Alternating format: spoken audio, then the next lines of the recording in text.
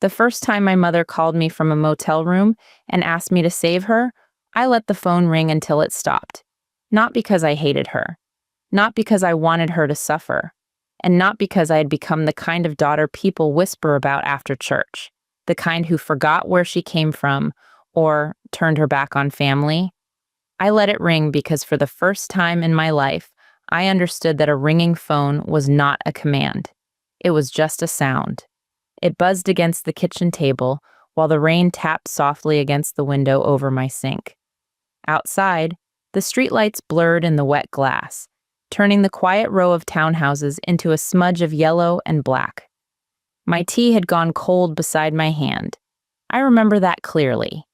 Not the brand of tea, not what I had been doing before the call, but the thin white mug warming and finally, cooling completely while my mother's name lit up the screen. Mom. It looked so harmless there. 3 letters, 1 word. A lifetime hidden inside it. The phone stopped. The kitchen became quiet again. Then it started ringing a second time. I stared at it. By then, I already knew something was wrong. My mother did not call me after 10 unless there was a problem she believed I was supposed to fix. Not a problem she wanted to discuss. Not a problem she wanted my opinion about. Fix. That was always the word beneath the word. When I was 9, fix meant cleaning up the orange juice Liam spilled because he was too upset after losing a board game. When I was 13, fix meant giving up my birthday money because Liam needed new cleats and my parents had forgotten how expensive his league fees were. When I was 17, fix meant handing over the savings I had earned folding sweaters at a discount clothing store because Liam had wrecked my father's old car, and somehow the real emergency was not the damage, not the insurance, not the lie he told about where he had been, but the possibility that my brother might feel like a failure. And when I was 42, fix meant my parents had finally lost everything to the son they loved most. The phone rang and rang.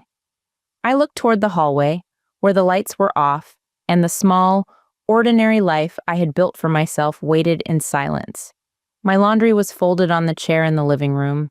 A stack of paid bills sat clipped together beside my laptop. My work shoes were lined neatly by the door, drying from the rain. Nothing about my home was impressive. There were no marble countertops, no high ceilings, no grand staircase for anyone to admire. But everything in it was mine. Every plate, every chair, every safe, quiet evening. And that mattered more than I had ever known how to explain. The ringing stopped again. I exhaled so slowly my chest hurt. Then a text appeared. Olivia, please answer. We need you. For most of my life, those 4 words would have opened me like a key. We need you. Not we love you. Not we are sorry. Not we should have listened. Just need. My thumb hovered over the screen. I could almost hear my mother's voice before I heard it. Charlotte Harper had a way of making panic sound like accusation. Even when she cried as if someone else had failed her. A voicemail notification appeared. I did not play it right away.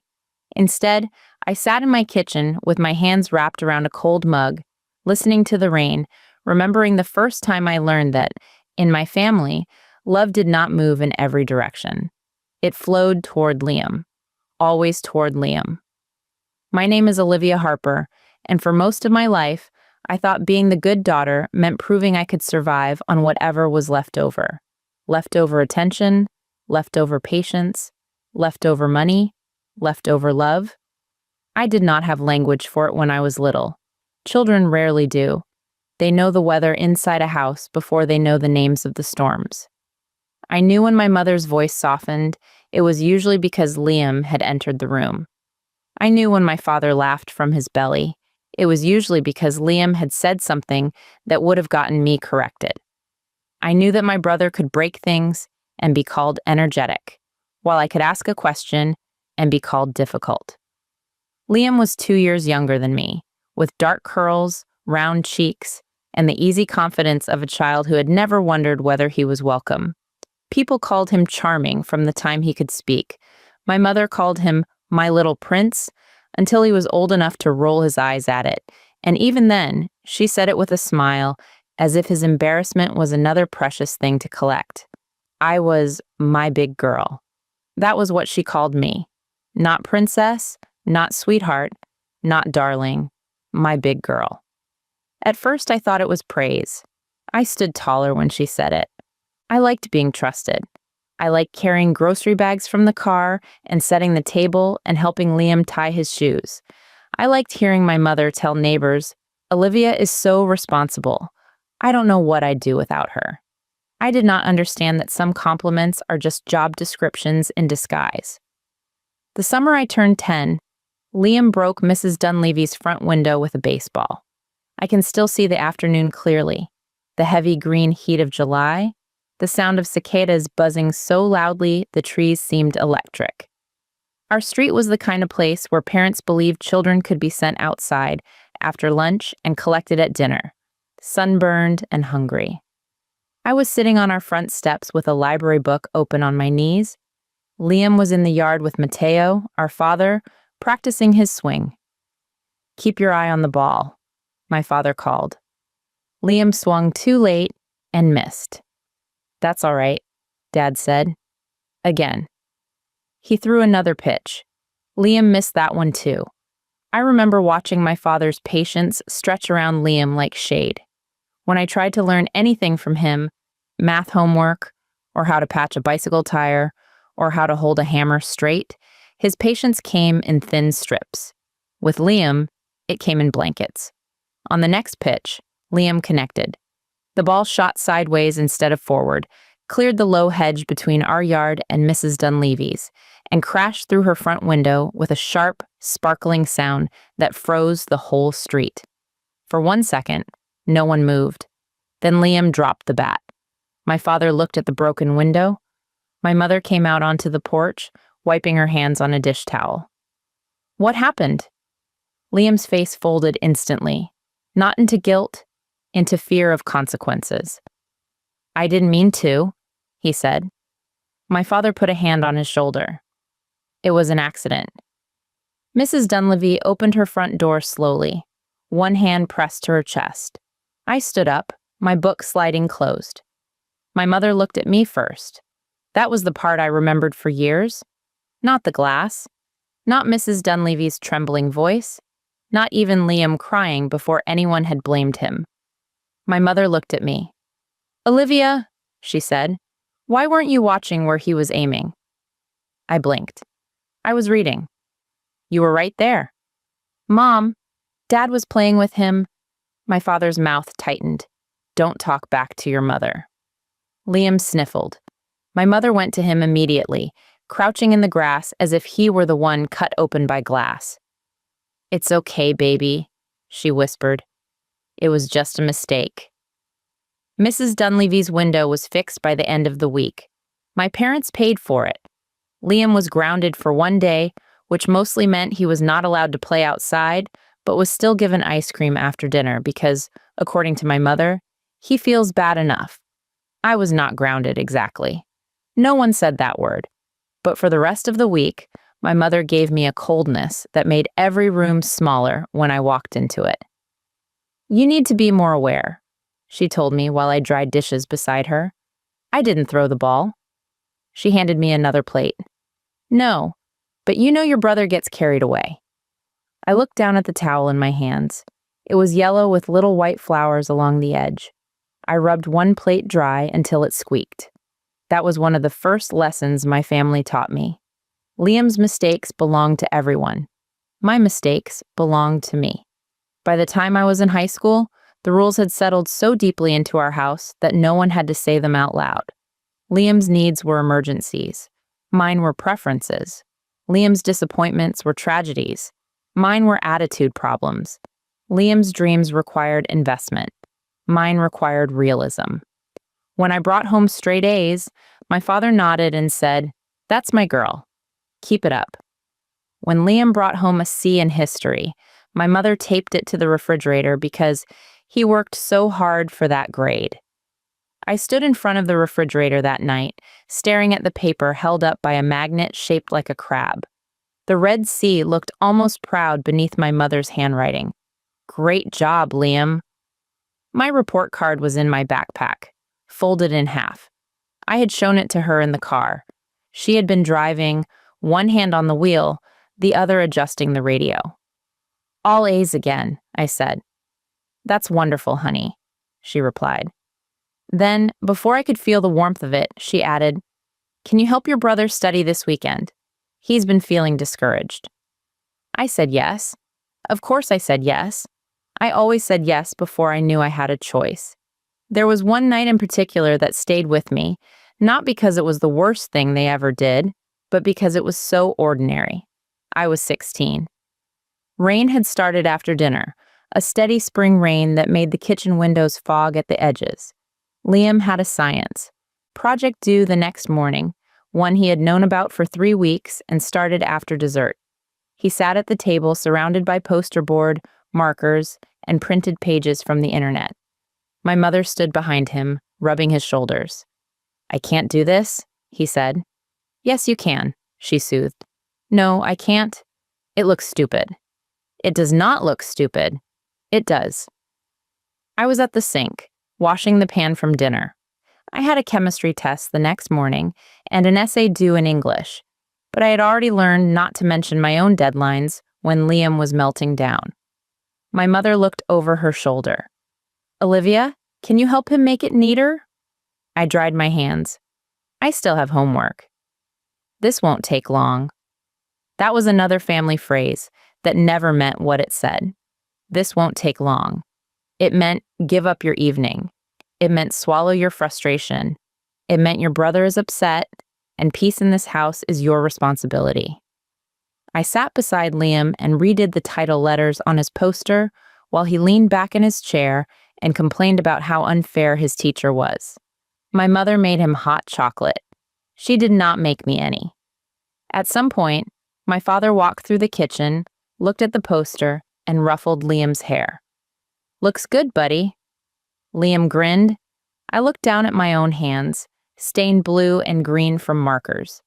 The next day, Liam got an A-. My mother hugged him in the kitchen. You see, she said, I knew you could do it. He looked at me over her shoulder and smiled. Not gratefully, triumphantly. That was the thing people outside our house never understood about Liam. They saw the charm. They saw the smile, the easy apologies, the way he could make adults feel chosen just by looking at them. They did not see what happened when charm became currency. He learned early that if he performed helplessness well enough, someone else would carry the weight. And I learned early that if I carried the weight quietly enough, no one would notice it was crushing me. The year I graduated from high school, I had $3,214 saved in a bank account with my name on it. I knew the exact number because I checked it every Friday. Some of it came from babysitting, some from working weekends at a discount clothing store where I folded sweaters until my fingertips went dry and rough from the fabric. Some came from birthday cards where relatives tucked in $10 or $20 and wrote, "Don't spend it all in one place." I didn't. I spent almost none of it. I was saving for a used car, or maybe community college books, or maybe just the feeling of having something no one could take from me. Then Liam got arrested. My parents did not use that word at first. They said there had been a misunderstanding. They said Liam had been with the wrong people. They said he had made one bad decision. The bad decision was driving my father's car after drinking beer at a party, clipping a mailbox, and leaving before the police arrived. No one was hurt. That was what everyone kept repeating. No one was hurt, as if that erased the rest of it. I was in my bedroom when my mother knocked once and came in without waiting. She sat on the edge of my bed. That alone told me something serious was coming. My mother was not a woman who sat on my bed. She stood in doorways. She gave instructions from hallways. She dropped clean laundry on the chair and reminded me to take mine downstairs. But that night, she sat. "Olivia," she said softly, "we need to talk." I closed the notebook where I had been making a list of used cars from classified ads. "What happened?" She looked at the notebook. I saw her see it. Then she sighed. "Your brother is in trouble." My stomach tightened. not with surprise, with preparation. She explained it in pieces, sanding down the edges as she went. Liam had been scared. Liam had panicked. Liam had never been in trouble like this before. Liam's future could be affected. Liam might lose scholarships, though he did not have any. Liam might have a record, though my mother said the word record as if it were a disease he had caught from someone else. "We need a lawyer," she said. I waited. She touched my knee. I looked at her hand. It was the gentlest she had been with me in months. "We're short," she said. "Just temporarily." I knew then. Before she asked, I knew. "How short?" Her face changed, just a little. Relief, maybe, that I had not made her say the whole thing. "A little over 3,000. I remember the sound of the rain gutter outside my window dripping steadily onto the bush below. Drop, drop, drop. I said, "That's all my money?" "I know, honey. For my car." "I know. And school." "We'll pay you back." I looked at her. She held my gaze for a second, then looked down. "Your father and I would never ask if it wasn't important." I wanted to say, "I'm important." The words rose in me with such force that I felt them in my throat. I'm important too.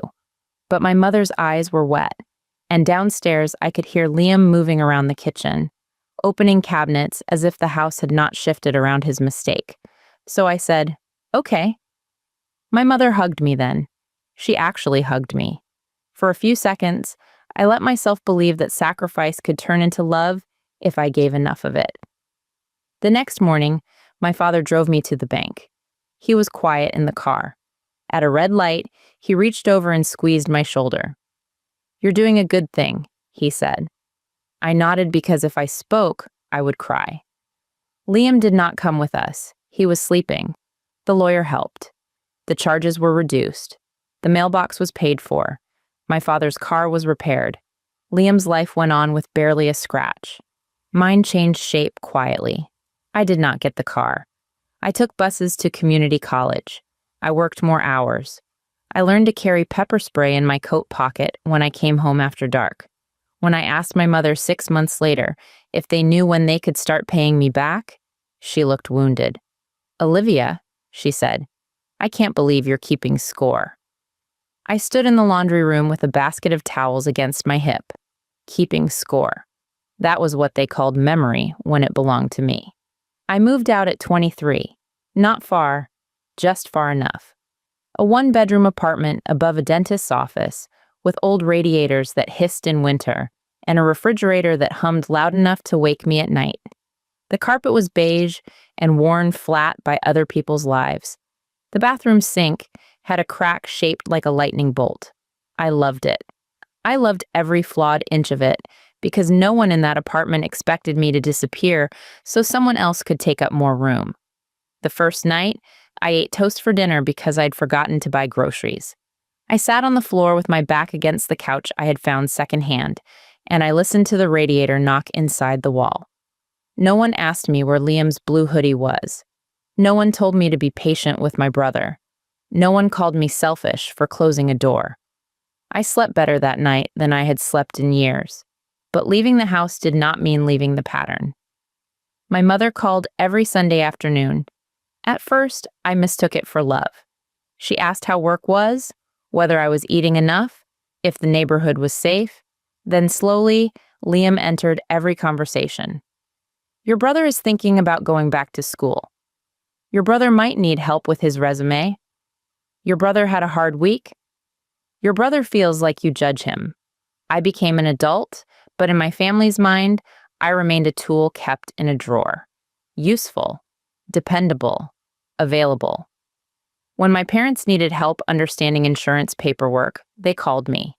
When my father's doctor changed his blood pressure medication and my mother got confused at the pharmacy, they called me. When the property tax bill came and my father could not find the online payment portal, they called me. When Liam needed money, they did not call me directly. They invited me to dinner first. That was how I knew. My mother would roast a chicken and make mashed potatoes with too much butter. My father would ask about my job with unusual interest. Liam would show up late, kiss my mother on the cheek, and say something charming about traffic. Then, sometime after dessert, the conversation would tilt. "Your brother has an opportunity," my father would say. Or, "Liam is trying to get back on his feet." Or, "Family helps family." And I would feel the old machinery inside me begin to move. Guilt, duty, resentment, shame for the resentment, then guilt again. For years, I paid in small amounts. A phone bill here, a car repair there. Not because I believe Liam would change, but because I still believe my parents might finally see me if I gave them enough chances. They did see me. They saw exactly what they wanted. A daughter strong enough to use and too hungry for love to leave. The first time I said no, I was 36. Liam had started what he called a consulting business. No one knew what he consulted on. He had a website with stock photos of city skylines and phrases like strategic growth and financial freedom. He wore fitted jackets and spoke in the polished, empty language of men who had discovered confidence could be rented by the month. By then, he had met Elijah. Elijah was different from Liam in a way that made people trust him faster. He was quieter, better dressed. He had neat facial hair, expensive shoes, and the calm voice of someone who knew how to make uncertainty sound like a plan. When he shook my hand at my parents' house one Sunday, he looked directly into my eyes and said, "Liam talks about you all the time." I smiled politely. "Does he?" "All good things," Elijah said. Liam laughed from behind him. "Don't look so surprised, Liv." I hated when he called me Liv. It sounded affectionate to other people. From Liam, it was a thumb pressed lightly against a bruise. That dinner was the first time I heard about the investment, not in detail. Details were never Liam's opening move. He preferred atmosphere, possibility, momentum. He said he and Elijah were working with people who understood markets regular folks were too scared to enter. He said real estate was shifting. He said there were distressed properties, private lenders, quick returns. My father leaned forward. My mother glowed. I watched Elijah watch them. That was what bothered me most. Not Liam's performance. I had seen that show my entire life. But Elijah watched my parents the way a salesman watches a door beginning to open. "How much are you asking them for?" I said. The table went quiet. Liam set down his fork slowly. "No one is asking anyone for anything." "Then what are we talking about?" My mother gave a small laugh. "Olivia, don't start." "I'm not starting. I'm asking." Elijah smiled. "That's fair. You're protective." "No," Liam said, still smiling. "She's suspicious. It's kind of her thing." My father looked at me with that familiar, tired disappointment. "Your brother is trying to build something," he said. "I understand that." "Then maybe don't make him feel small for it." I looked at Liam. He did not look small. He looked entertained. After dinner, my mother cornered me in the kitchen while I helped load the dishwasher. She stood beside me with a stack of plates, her voice low. "You embarrassed him." I asked a question. "You always do it like that." "Like what?" "Like you're waiting for him to fail." I closed the dishwasher. "No, Mom," I said quietly. "I'm waiting for someone else to notice when he already has." Her face hardened. For a moment, we simply looked at each other. Then she said, "Jealousy is ugly on a grown woman, Olivia." The sentence landed so cleanly, so perfectly in the place she had been striking since I was a child, that I almost admired the accuracy. Almost. I picked up my purse from the back of the chair. "I should go." She blinked. "You're leaving?" "Yes." "But we haven't had coffee." "I don't want coffee." Liam was in the living room laughing with my father and Elijah. The sound followed me to the front door. My mother walked behind me. "You're too sensitive," she whispered. I opened the door and stepped into the cold evening. Maybe I was. Maybe I had been sensitive all along. Sensitive enough to feel every absence. Sensitive enough to remember every unfairness. sensitive enough to know that something was wrong in a family that called one child fragile and the other unbreakable, then punished the unbreakable one every time she cracked. In my car, I sat with both hands on the steering wheel and watched my childhood home through the windshield.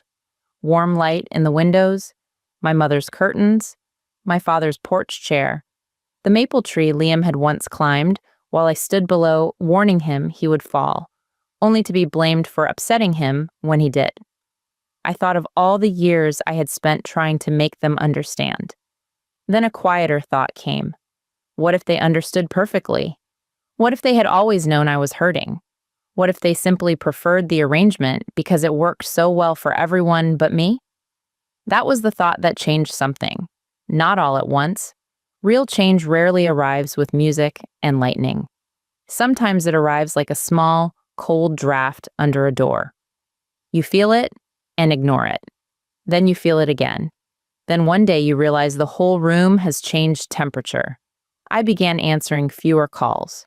Not none. Fewer. When my mother called during work, I let it go to voicemail.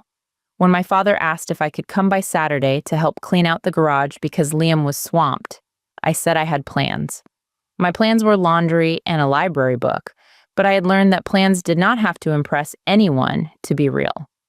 When Liam texted me, "Need a favor," I waited 6 hours before replying. What kind of favor? He never answered. That was the funny thing about people who are used to your immediate yes. Sometimes even a pause feels like rebellion. The investment grew without me. At least that was how my parents described it. Liam and Elijah were expanding. Liam and Elijah had meetings. Liam and Elijah knew people with money. Liam and Elijah were close to something big. My mother said their names together like a prayer. Liam and Elijah think this could change everything. Liam and Elijah say the timing is perfect. Liam and Elijah are being very smart about this. Once, I asked, "Do you have paperwork?" My father chuckled, not kindly. "There she is. Dad, you and your paperwork." "Yes," I said. "Me and my paperwork. The reason your taxes got filed correctly last year." He sighed. My mother took the phone from him. "Olivia, honey, not everyone lives in fear." I was standing in my kitchen, slicing an apple. The knife stopped halfway through. "Is that what you think I'm doing?" "I think you've always been afraid to take chances." "No," I said. "I've always been afraid of being the person left cleaning up after everyone else's chances." She went silent. Then softly, she said, "That was unkind." I almost apologized. The apology rose automatically, trained by decades. "I'm sorry. I didn't mean it. I'm just tired. Please don't be mad." Instead, I looked at the apple on the cutting board, one half still attached to the other by a pale strip of flesh. "I have to go," I said. I hung up before she could answer. That night, I called Emma. Emma had been my friend since my late 20s, which meant she had met me after I had learned how to sound fine. She was one of the few people who did not believe me when I said I was. She answered on the third ring. "Hey," she said. "What happened?" I laughed once. "That's how you answer now?" "With you?" "Yes." I sat on the floor beside my bed, my back against the mattress. "My parents are giving Liam money." "How much?" "I don't know." "More than they can afford?" "Probably." "Did you tell them that?" "Yes." "And?" "And now I'm unkind." Emma was quiet for a moment. I could hear dishes clinking in her sink, water running, the small domestic sounds of someone living a normal evening. Then she said, "Olivia, you know there's a difference between warning someone and volunteering to become the net they fall into." I closed my eyes. "I know."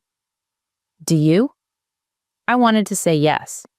Instead, I said, "I'm trying." That was the truth. I was trying to become someone who could love people without obeying them, trying to become someone who could feel guilt without treating it as an instruction, trying to become someone who understood that family could explain a wound without earning the right to keep pressing on it. The last dinner before everything collapsed happened in October. I remember because my mother had decorated the dining room with ceramic pumpkins and a garland of orange leaves that shed glitter onto the table runner. She had made pot roast, Liam's favorite. Even though my father had been told to eat less red meat, she said one meal would not kill him. Liam arrived 20 minutes late with Elijah and a bottle of wine too expensive for someone who still owed my parents money. He kissed my mother's cheek. "There she is," he said. "The most beautiful woman in the room." My mother blushed like a girl. I stood by the sideboard holding a bowl of green beans. "Hi, Liam." "Liv." He looked me up and down. Still doing the office thing. Still paying my bills with it. Elijah smiled faintly. My father laughed a little too hard, as if tension were something he could cough away. During dinner, Liam talked about a property deal. Elijah added numbers that sounded precise enough to be real. My parents listened with the open, eager faces of people who had already decided belief was safer than doubt. I noticed my father's hand trembling slightly when he lifted his glass. I noticed my mother watching Liam instead of eating. I noticed Liam never once asking either of them how they were. Then he said it. "We're close to being able to get you both out of this house." My mother's fork paused. "What do you mean?" Liam leaned back. "I mean retirement, a condo somewhere easier, no stairs, no yard work, maybe near the water." My mother pressed a hand to her chest. "Oh, Liam." My father's eyes shone. There it was, the dream. Not even a real thing yet, only words arranged beautifully in the air, and already they were living inside it. I looked at Elijah. He was watching me. "Sounds wonderful," I said. "Is there a contract?" The warmth drained from the table. Liam smiled without showing his teeth. "There she goes again." "I'm asking because Mom and Dad are close to retirement." "Exactly, which is why I'm trying to help them." "Are you?" "Olivia," my mother warned. But I was looking at Liam. For once, I did not look away first. His smile thinned. "You know," he said, "it must be exhausting being this negative." I folded my napkin and set it beside my plate. "It is," I said. "You have no idea how exhausting it is watching everyone call the truth negativity because the lie sounds nicer." No one spoke. Then my father said, "That's enough." Not to Liam. To me? Of course to me. I looked around the table at the four of them. Charlotte, wounded and embarrassed. Mateo, stern and disappointed. Liam, smug beneath his injured expression. Elijah, quiet and unreadable. And me. The daughter who had been invited to dinner not as family, but as witness. Or maybe as future insurance. Something inside me settled. Not broke. Settled. I stood. My mother's eyes widened. "Where are you going?" "Home." "We're in the middle of dinner." "I'm finished," Liam scoffed. Classic. I picked up my coat from the back of the chair. At the doorway, my father said, "You're making a mistake." I turned back. For the first time in my life, I saw him not as the final authority in the room, but as an aging man who had mistaken my obedience for agreement. "No," I said. "I think I'm finally refusing to help make one." I left before anyone could answer. For 3 months, I barely heard from them. There were a few stiff texts from my mother, a voicemail from my father on Thanksgiving that sounded more like a weather report than a greeting, a Christmas card signed Mom and Dad, with Liam's name added in my mother's handwriting, even though he had not sent it. I spent Christmas morning alone. That sounds sadder than it was. I made cinnamon rolls from a can, watched old movies, and took a walk in the cold afternoon. The neighborhood was quiet, except for children testing new bicycles and dogs barking behind fences. I passed houses glowing with family noise and felt the familiar ache, but it did not swallow me. Loneliness, I was learning, had edges. Family chaos did not. On New Year's Day, I packed away the few decorations I owned and made a list of things I wanted more of. Sleep, savings, peace. People who asked how I was and stayed long enough to hear the answer. I taped the list inside my closet door where no one else would see it. By March, the first creditor called me. I almost did not answer because I did not recognize the number, but it was a slow afternoon at work, and I was expecting a call from a vendor, so I picked up. Is this Olivia Harper? Yes. This is concerning Richard and Charlotte Harper.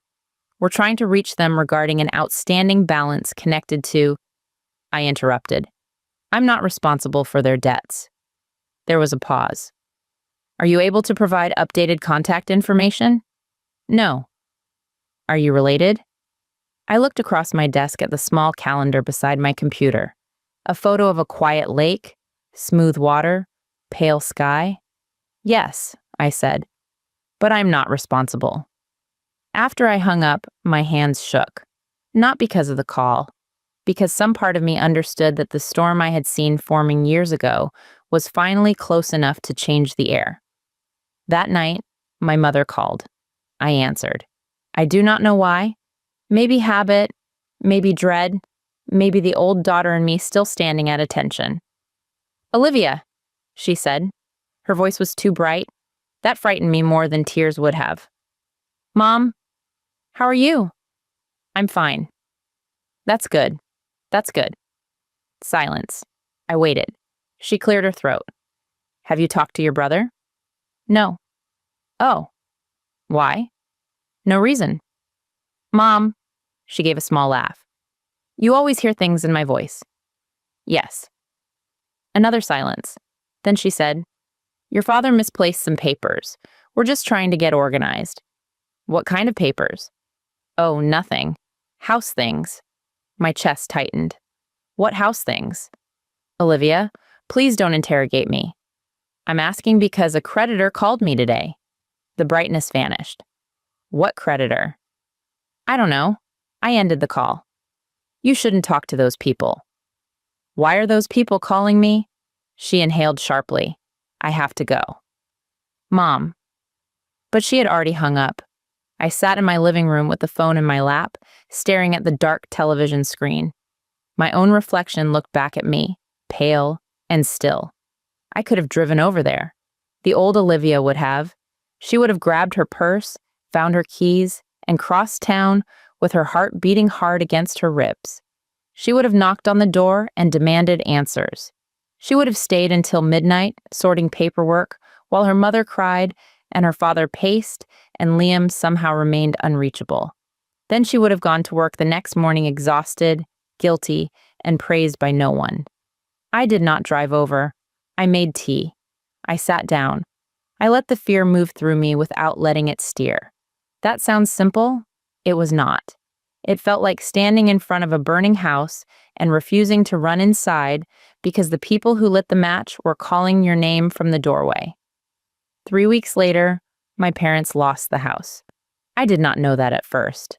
What I knew was that my mother called me at 10:47 on a Thursday night. What I knew was that rain tapped against my kitchen window.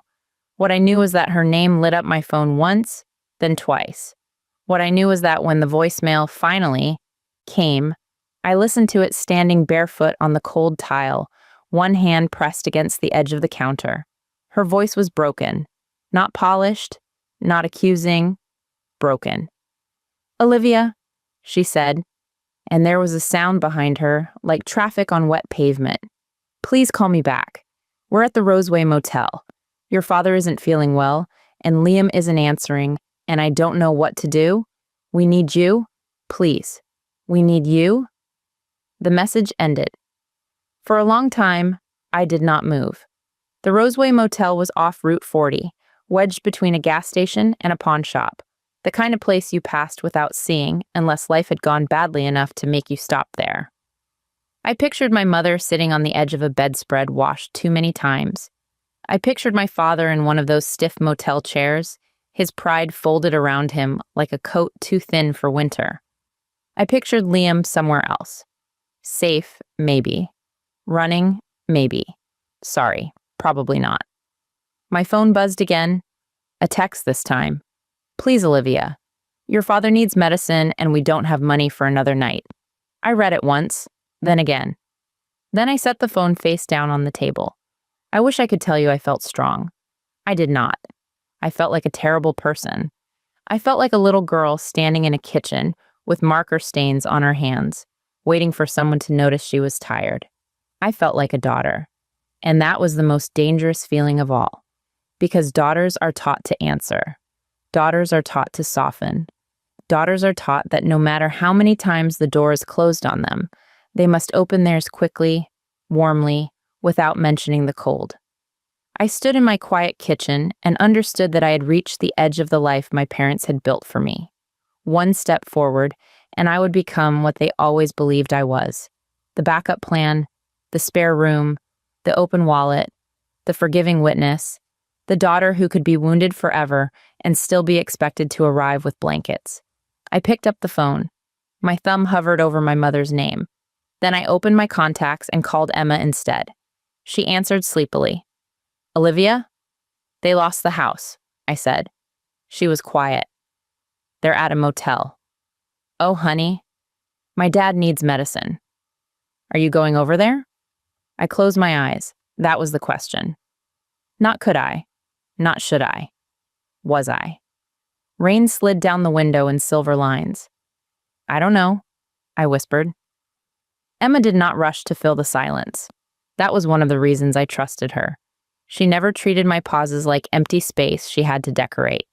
Finally, she said, "You can help without surrendering." I opened my eyes. What does that even look like? It looks like limits? The word sat there between us. Limits. I had limits at work, limits with strangers, limits with my bank account, my schedule, my body, my sleep. But with my family, limits still felt like betrayal. Emma's voice softened. "You are not required to set yourself on fire because they handed Liam all the matches." I covered my mouth with my hand. For a moment, I thought I might sob. Instead, I breathed. In, out, again. What if they have nowhere to go? Then they need resources. What if they ask to stay here?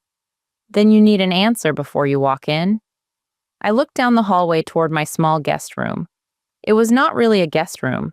It was an office with a futon, a bookshelf, and a lamp shaped like a heron. For years, my mother had joked that one day she would come stay with me when my father got on her nerves. "You have so much quiet here," she once said, looking around as if quiet were an unused luxury I was selfishly hoarding. Now I imagined her in that room, then my father, then the phone calls to Liam, then the excuses, then the bills, then my home, the only place where I had ever felt safe, slowly becoming another house where my needs were negotiable. "No," I said. Emma waited. I said it again, more clearly. "No, they can't stay here." My voice shook, but the word held. I stayed on the phone with Emma for almost an hour. Most of that time, neither of us said much. She stayed with me while I walked from the kitchen to the living room, then back again, my phone pressed against my ear, my bare feet cold against the floor. She stayed with me while I opened the hall closet and stared at the spare blankets folded on the top shelf. She stayed with me while I closed the closet again. That small action felt enormous. Closing a door. Leaving the blankets where they were.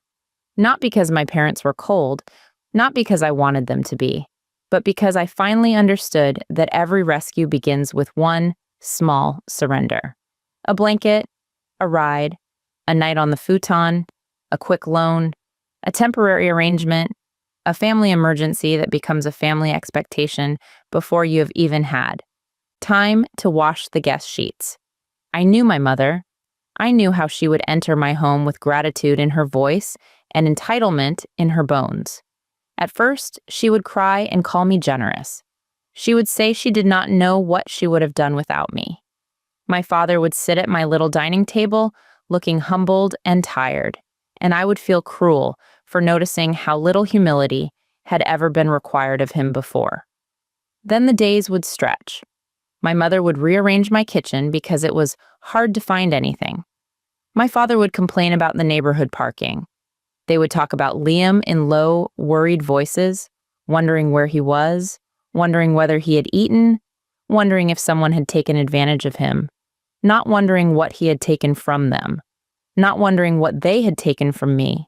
And I would go to work every morning with my stomach tight and come home every evening to find my quiet life filled with the same old weather, the same guilt, the same imbalance, the same story with older faces. They can't stay here, I said again. Emma's voice was gentle. Then don't let the emergency decide for you. I sat on the edge of the couch. My mother said Dad needs medicine. Do you know what medicine? No. Do they have a doctor? Yes. Do they have insurance? I think so. Medicare, maybe a supplement. I don't know what they kept. Then you can call the pharmacy. You can pay the pharmacy directly if you choose to. You can send information for senior services.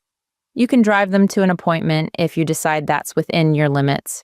But Olivia, you do not have to hand them your house. I looked around the living room, the small lamp glowing on the side table, the blanket folded over the back of the couch, the frame print above the bookcase, a watercolor of a blue heron standing in shallow water. My home looked almost fragile in that moment, as if one wrong yes could crack it. I feel horrible, I whispered. I know. What kind of person doesn't go get her parents from a motel? Emma was quiet long enough that I thought the call had dropped. Then she said, maybe the kind of person who already spent her childhood being the parent. I closed my eyes. There are sentences that do not sound dramatic when someone says them, but they still move through you like a door opening inside a locked room.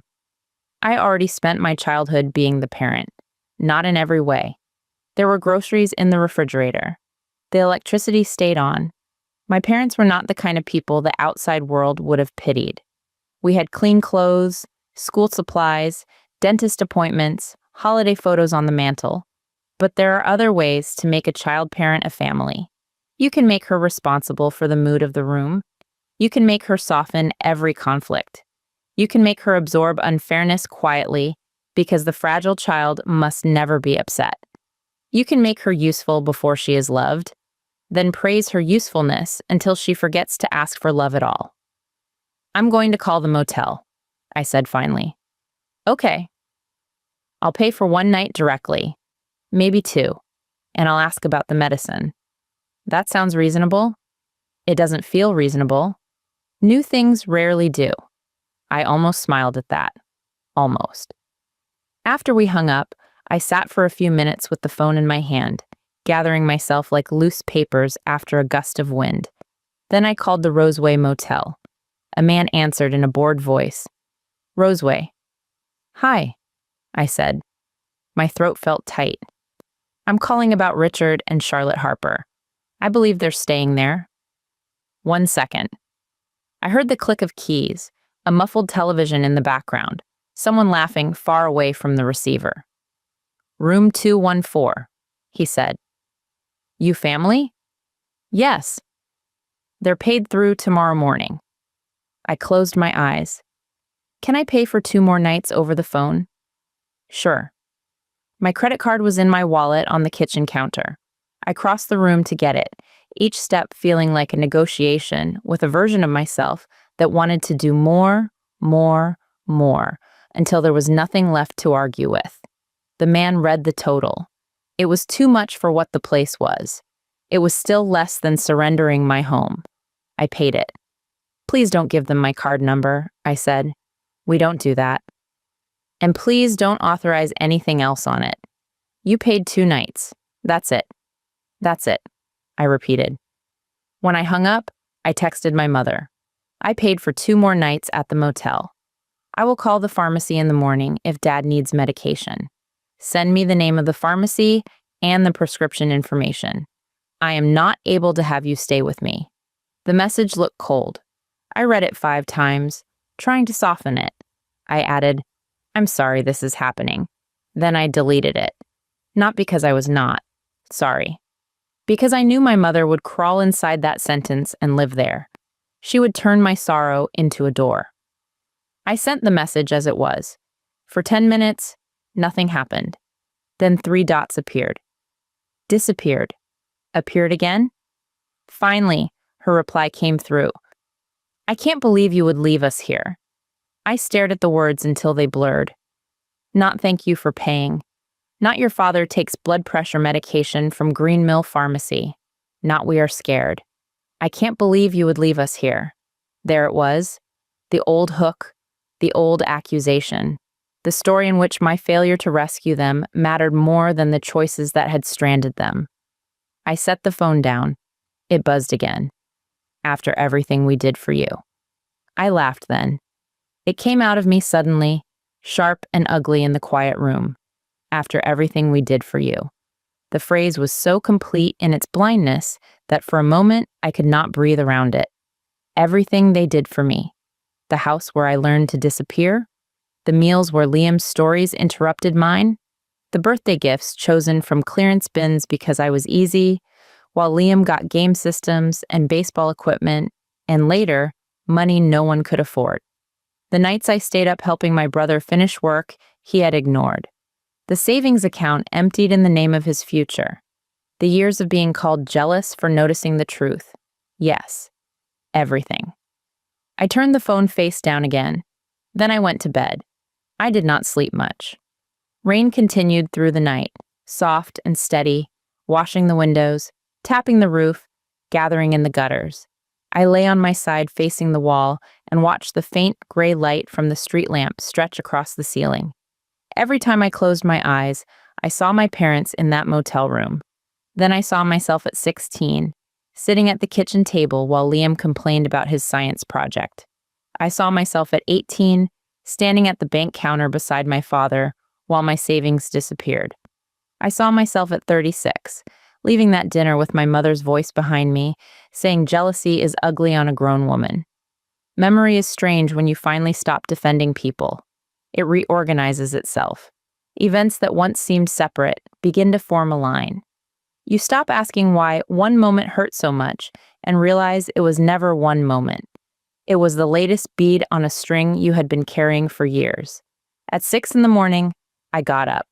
I made coffee, though I could barely taste it. I showered.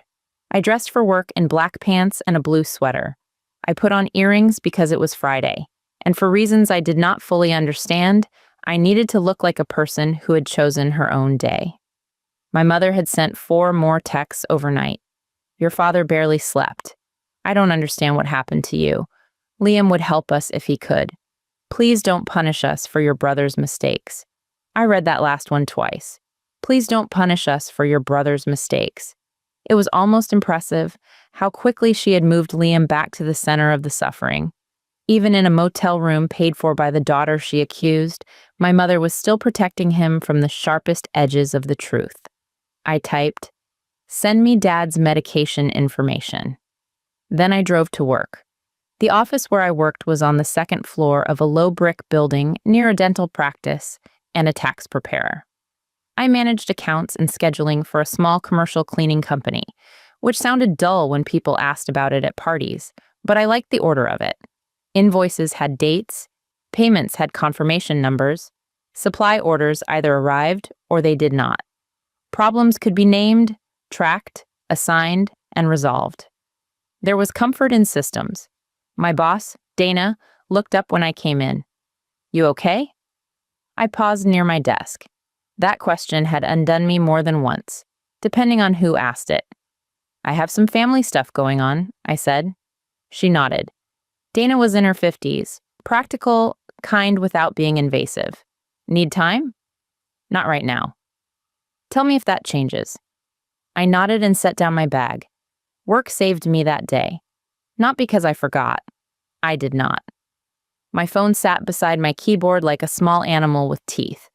But there were invoices to send, supply sheets to update, a client complaint about missed trash liners on the 3rd floor of a medical building. Small, fixable things. At 9:12, my mother finally texted the pharmacy name. Green Mill Pharmacy, lisinopril. They said refill too soon, but bottle lost when we had to leave. Had to leave. That was one way to say foreclosure. Another text followed. He also needs his cholesterol pill, but I don't remember the name. I called Green Mill on my break. The pharmacist was patient, but careful. He could not tell me everything without my father's Permission. I understood. I asked what my father needed to do. He can call us, the pharmacist said. We can request an insurance override for lost medication. If that doesn't go through, we can discuss cash price. Can I pay over the phone if needed? Yes, with his permission. I thanked him and hung up. Then I texted my mother clear instructions. Dad needs to call the pharmacy and authorize me if payment is needed. Insurance may cover a lost medication override. Have him call this morning. She replied, he is too upset to call. I looked at the message. My father, who had signed papers tied to his home without calling me. My father, who could sit at the head of a table and tell me when I had said enough. My father, who could make me feel 12 years old with one disappointed look. Too upset to call the pharmacy. I typed, then you call. Her reply came quickly. Why are you being like this? I did not answer. At lunch, I sat in my car in the parking lot and ate yogurt I did not want. The sky had cleared, but everything outside looked washed and tired. Puddles sat in shallow dips in the asphalt, reflecting pieces of telephone wire and pale clouds. My phone buzzed. For one wild second, I thought it might be Liam. It was not. It was Aunt Carol, my father's older sister. I had not spoken to her in 8 months, not since she sent me a birthday message with my name spelled wrong. I let it go to voicemail. She called again immediately. I took another bite of yogurt and let that one go too. Then came the text. Olivia, call me. I just heard what's going on with your parents. This is not how family behaves. I stared at the message. This is not how family behaves. The confidence of people arriving late to a disaster always amazes me.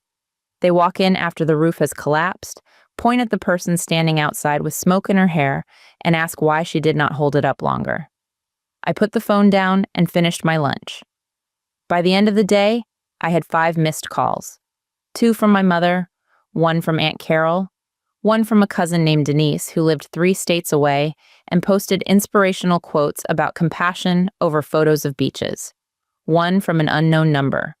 No calls from Liam, no messages from Liam, no sudden confession, no apology. No, Olivia, I'm sorry I ruined them. Just silence. His absence was so loud it almost had a sound. After work, I drove to the motel. I had told myself I would wait until Saturday, after I had slept. But the thought of my father's medication kept pressing at me, and beneath that, something more complicated. I did not want to rescue them, but I needed to see them. Not for them, for me. I needed the truth to have a room, a smell, a color. I needed to stand in front of the consequences and know they were real.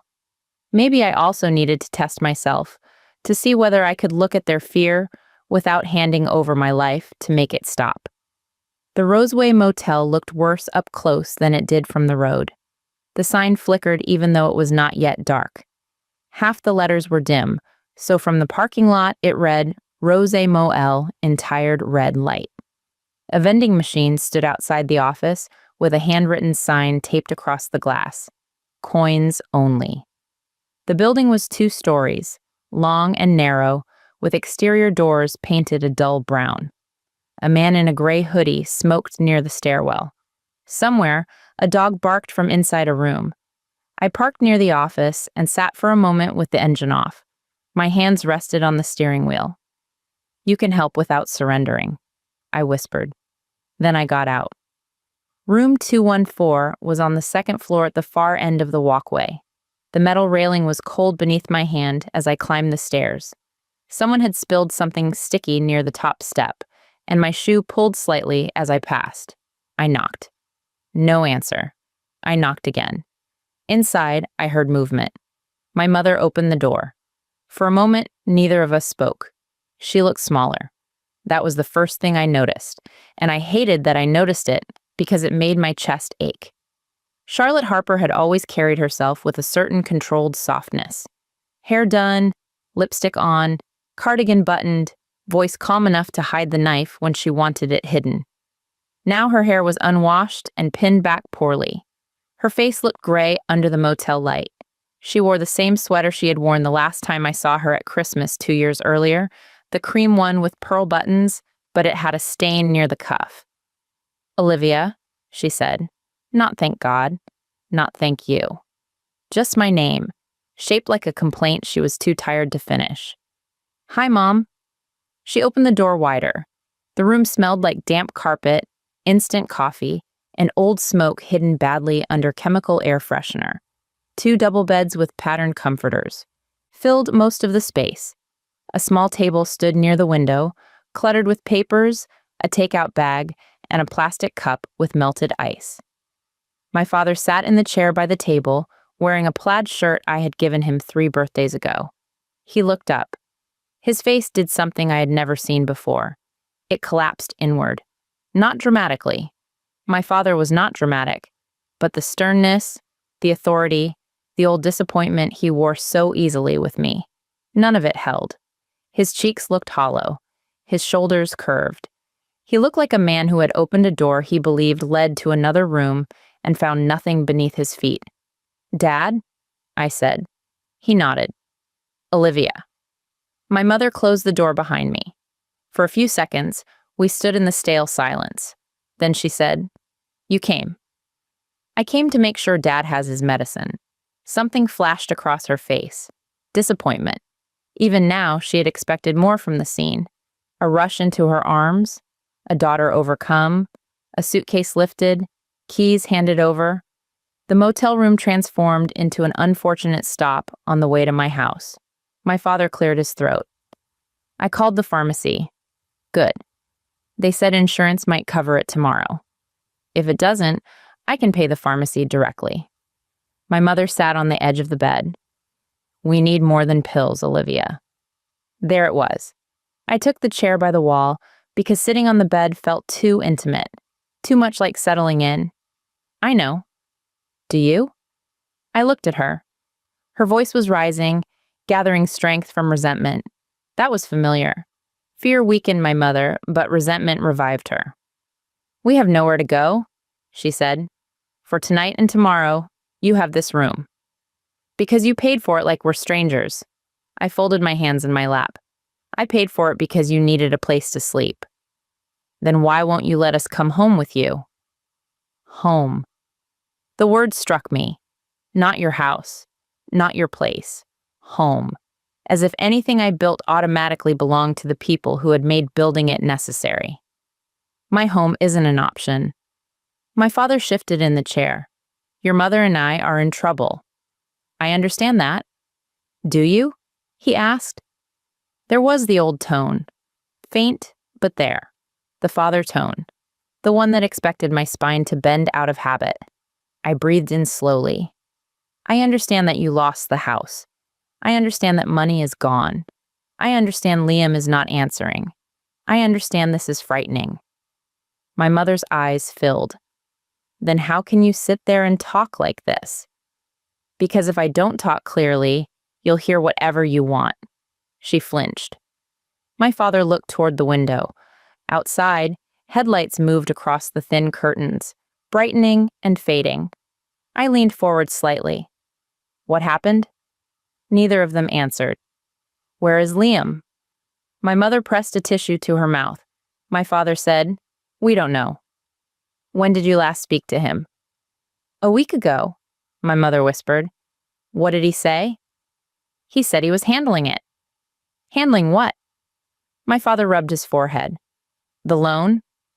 "What loan?" Silence. I waited.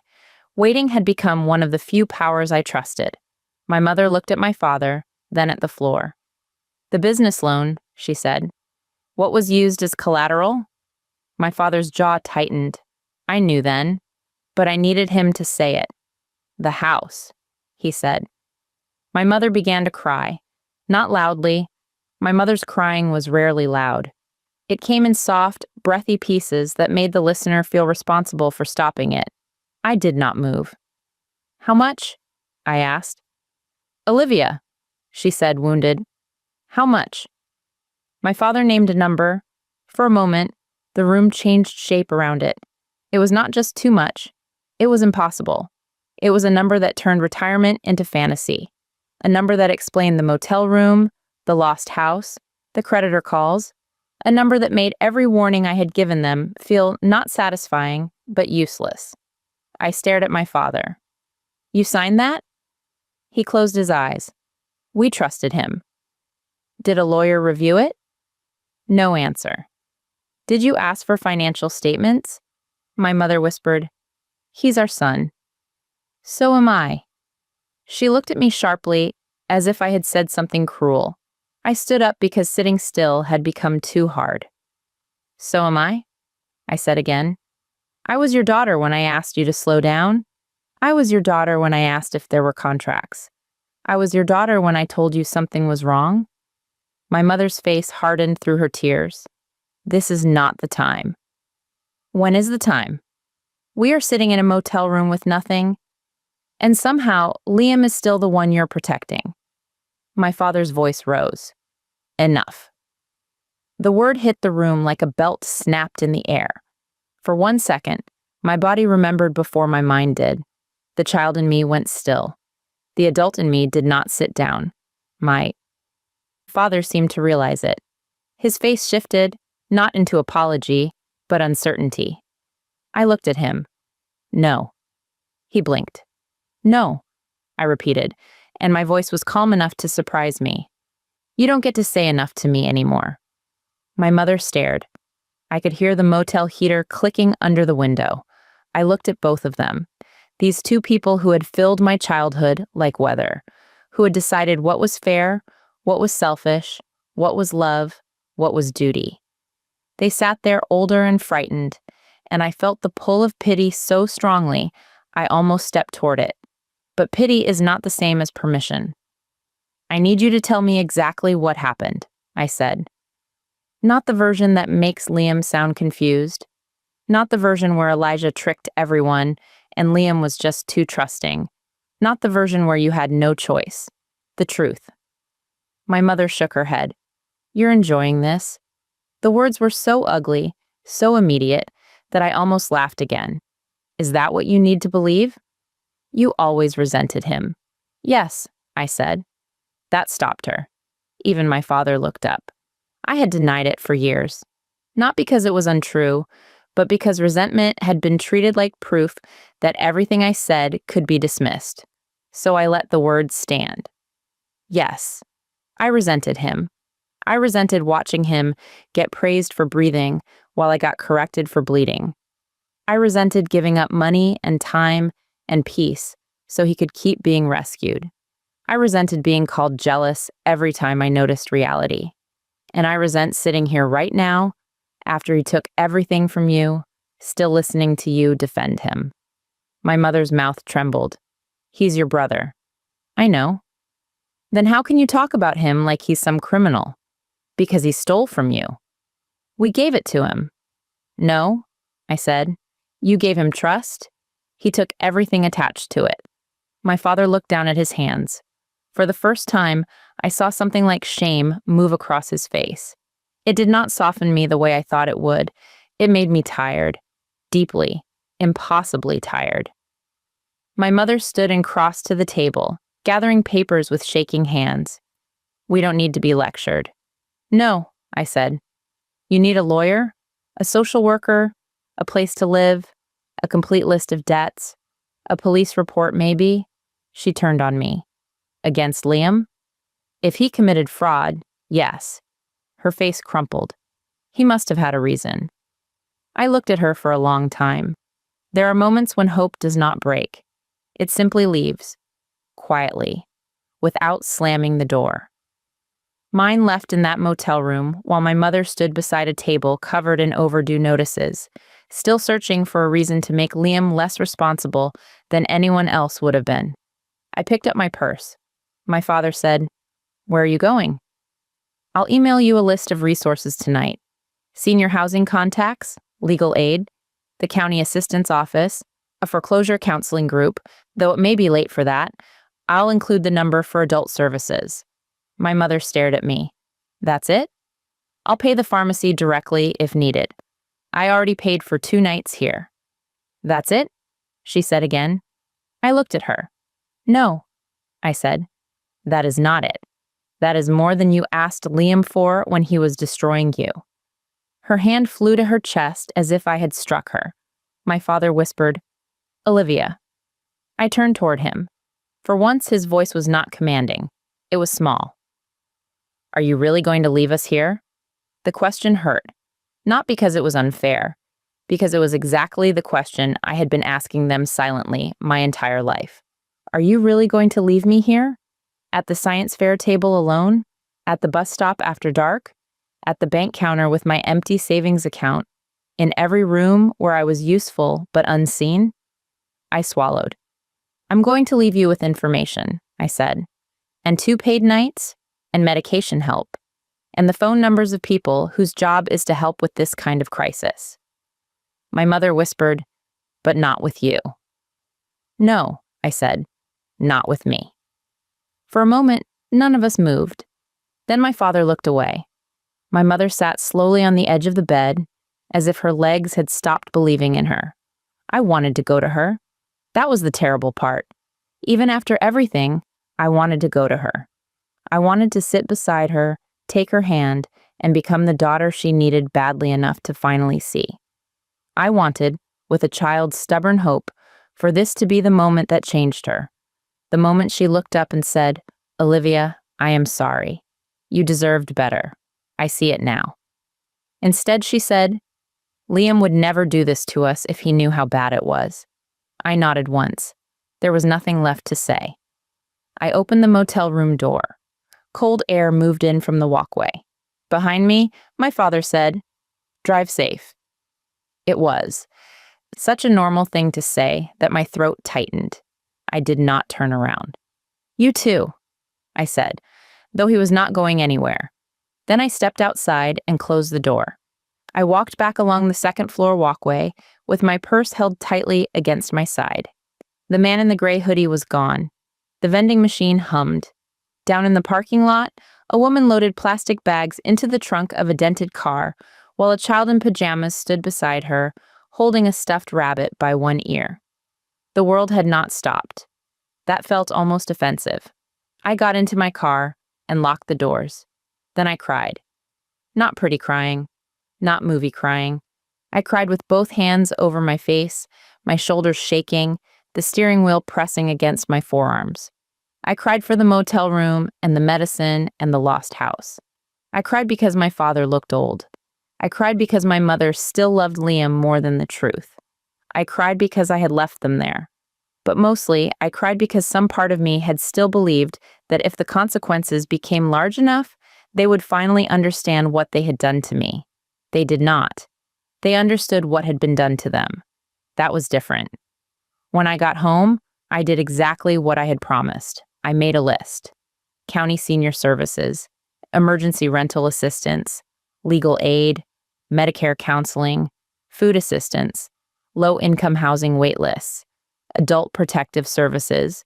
Though I hesitated over that one before including it, they were not helpless, not entirely, but they were elderly, overwhelmed, and possibly financially exploited by their own son. Whether they liked the word exploited or not did not change the usefulness of the resource. I added the pharmacy number. I added a note. If you believe Liam or Elijah misrepresented documents, contact police or an attorney. Then I deleted the word believe. If Liam or Elijah misrepresented documents, contact police or an attorney. I sent the email to both my parents. My mother replied within 3 minutes. This is very cold. I closed the email. Then I blocked Aunt Carol for the night. That may sound small. It was not small to me. Blocking family, even temporarily, felt like dragging a piece of furniture in front of a door during a storm. Maybe the storm would still get in. Maybe the windows would rattle. Maybe the walls would leak. But the door held. Saturday morning, I woke to sunlight. For a few seconds before memory returned, I felt almost peaceful. The room was pale gold. A bird called from somewhere near the roofline. My blanket was twisted around one leg, and my mouth tasted faintly of the mint toothpaste I had used the night before. Then I remembered the motel, my mother's face, My father asking if I was really going to leave them there. I reached for my phone. 11 missed calls. My stomach clenched. Most were not from my parents. They were from relatives, Aunt Carol, Denise, my cousin Mark. An unknown number that left a voicemail in a man's voice saying, "This is Uncle Paul. Call me back. Your parents need you." I lay there looking at the screen, and something inside me went very still. The family alarm system had activated. Not when Liam drained their money, not when my parents signed away their security, not when they moved into a motel. When I said no, that was when everyone found their phones. I got up, made coffee, and listened to the voicemails one by one while standing at the kitchen counter. Aunt Carol was first. "Olivia, this is your aunt. I don't know what has gotten into you, but your mother is beside herself. Your father is not well. Whatever issues you have with Liam, this is not the time. You need to step up. They raised you. They fed you. They kept a roof over your head. You don't abandon your parents because you're angry." I deleted it. Denise was next. "Hey, Olivia, I know we're not super close, but Mom told me what's going on, and I just feel like, I would give anything to have my parents still alive, you know? Maybe think about that. Family is everything." I deleted it too. Uncle Paul's was shorter. "Your dad says you won't help. That true? Call me." I saved that one. Not because it was kind, because I planned to call him. I poured coffee into my mug and opened my laptop. Then I made a second list. Not resources this time. Relatives, Carol, Denise, Mark, Paul. I wrote what I knew about each of them. Aunt Carol lived alone in a 3-bedroom ranch house. Denise and her husband had a finished basement. Mark owned a rental property. Uncle Paul had retired early and spent half the year fishing. Every person who had contacted me had more space than I did. Every person who had contacted me had more distance from the wound than I did. Every person who had contacted me believed my duty was obvious and theirs was theoretical. I called Aunt Carol first. She answered on the second ring. Finally, "Good morning, Aunt Carol." "Don't good morning me. Your mother is crying herself sick." "I'm sorry to hear that." "You should be more than sorry." I looked out the kitchen window. The rain had left beads of water on the bare branches of the small tree near my patio. A squirrel moved along the fence, tail twitching. "I'm calling because I got your voicemail," I said. "You're right that Mom and Dad need help." She made a relieved sound. "Good. I'm glad you're coming to your senses. What day can they move in with you?" Silence. I waited. "What?" she said. "You said they need family. You have 3 bedrooms, right?" "That's not—" "Olivia, don't be ridiculous." "I'm not being ridiculous. They need a place to stay. You said family doesn't abandon family, so I'm asking when they can move in with you. I'm not in a position to take anyone in." "What position are you in?" "That is not the point." "It seems like exactly the point." Her voice sharpened. "They are your parents. And Dad is your brother." Another silence. I took a sip of coffee. Aunt Carol said, "I'm too old for this kind of stress." "So are they." "I have my own health issues." "So does Dad." "This is different." "Why?" "Because you're their daughter." There it was again. The word used not as relationship, but as assignment. I set the mug down. I paid for their motel through tomorrow. I sent resources. I offered to pay the pharmacy directly. I am not taking them into my home. You'll regret this when they're gone. The sentence landed softly because it had been designed to. For once, I did not pick it up. Maybe, I said, but I would regret losing myself too. She scoffed. That sounds like something you read on the internet. Maybe you should read more. I hung up before she could answer. My hands were shaking, but I was smiling. Not because it was funny, because for the first time, a family conversation had ended before I was completely drained. Next, I texted Denise. Mom and Dad need immediate housing help. Since family is everything, are you able to offer your basement or contribute to motel costs? I paid through tomorrow. Her reply took almost an hour. I wish we could, but things are complicated here. I typed back, how much can you contribute? No response. Mark did not answer my call, but when I texted the same question, he replied, I'm not getting involved in drama. I wrote, asking me to house them is involvement. He did not respond. Uncle Paul answered with the weary irritation of a man who expected respect to arrive before he earned it. Olivia? Uncle Paul. What's this I hear about you leaving your parents stranded? What can you offer? He paused. Excuse me? What can you offer? Money, housing, transportation, legal help? That's not why I called. I know. You called to tell me what I should offer. He exhaled sharply. Your father is proud. He won't ask. He asked me. That's different. No, I said. It isn't. Uncle Paul muttered something under his breath. I said, they need practical help. If you want to help, I can send you the list of resources. You can call some places. You can pay the motel directly. You can take them to the county office Monday. I live 2 hours away. I live 40 minutes away. You don't have kids. You have more flexibility. I almost laughed. There it was, another familiar trick. Because I had no children, my time was treated as public property. Because I lived alone, my space was considered available. Because I had built a quiet life, people assumed quiet meant empty. I have a job, I said. I have bills. I have health. I have limits. Limits, he repeated with contempt. Yes. Your generation and your limits. My generation and your brother's foreclosure, I said. That ended the call quickly. By noon, I had a headache behind my eyes, but I also had something else, evidence. Not for court, not for a judge, for myself.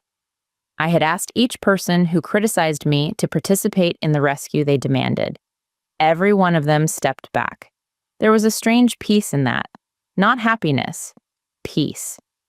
Because when people refuse to carry even a corner of the weight they insist belongs to you, their moral authority begins to look exactly as thin as it is. My mother called around 2. I answered because I had decided I would answer once per day. That was the limit I set for myself that morning. 1 call. No more than 15 minutes. No arguing about Liam. No defending my home. Hello, Mom. You embarrassed your aunt. I closed my eyes. Not hello. Not thank you. Not your father got his medicine. I looked at the microwave clock. 2:06. I asked her how she could help. You were rude. Did Dad call the pharmacy? She said you made her feel guilty. Did Dad call the pharmacy? My mother huffed. Yes. Good. They're filling it. I'll pay if needed. It was covered. Good. A silence followed. Then she said, the motel says we have to leave Monday morning. I sent you housing resources. We can't do all that. You can call today and leave messages. It's Saturday. Some hotlines are open. We don't know where to start. With the first number. Her voice broke. Why are you doing this? I leaned against the counter. Doing what? Treating us like strangers. I almost said, I learned from you. Instead, I said, I am treating you like adults. We are your parents. Yes. We took care of you. I looked around my kitchen, at the mug in the sink, the small plant on the windowsill, the grocery list clipped to the refrigerator. You raised me, I said. And there were things you provided. I'm not denying that. How generous of you. But raising a child does not mean that child owes you her entire life later. My mother began to cry. There it was, that soft, unraveling sound that had trained me better than any lecture. I gripped the edge of the counter. I don't know how you can be so cruel, she whispered. The word cruel moved through me and searched for a place to land. It found old bruises. It always did. I have to go, I said. Of course you do. I'll talk to you tomorrow. Don't bother. She hung up. I stood there with the dead phone against my ear. Then I set it down gently, as if any sudden movement might break something inside me. The rest of the day passed in fragments. I washed sheets. I went grocery shopping. I bought bananas, eggs, soup, and a loaf of bread I did not need because the act of choosing ordinary things in a grocery aisle felt stabilizing. I stood too long in front of the tea shelf. I put one box in my cart, took it out, then put it back again. At the checkout, the young cashier asked, "Find everything okay?" I almost said no. Instead, I smiled. "Yes. Thank you." That evening, I made soup and ate it at the small table by the window. My phone stayed on the counter, face down. Every few minutes, I looked at it. Then I looked away. The habit of vigilance is hard to unlearn. In a family like mine, you become a weather watcher. You learn to read tones, footsteps, pauses between words. You learn that peace can vanish because one person is disappointed, and somehow disappointment becomes everyone's emergency. Even alone, I watched the weather. At 9, my phone buzzed. I waited 5 minutes before checking. Unknown number, text message, Liv. It's me. My body went cold. Liam. 3 words, and suddenly I was back in the dining room with the ceramic pumpkins and glitter leaves. Back in every kitchen, every hallway, every moment where his crisis became my assignment, another text appeared. I need to explain. I stared at it. Then another. Mom says you're being difficult. Don't make this worse. There he was. Not sorry. Not ashamed. Not even careful. Just Liam, stepping into the wreckage he made and looking for someone else to blame for the dust. I did not answer. The phone buzzed again. Come on, Liv. I know you're mad, but you don't understand what happened. I sat down slowly. My heart was beating hard, but beneath it was something clearer than anger. Recognition.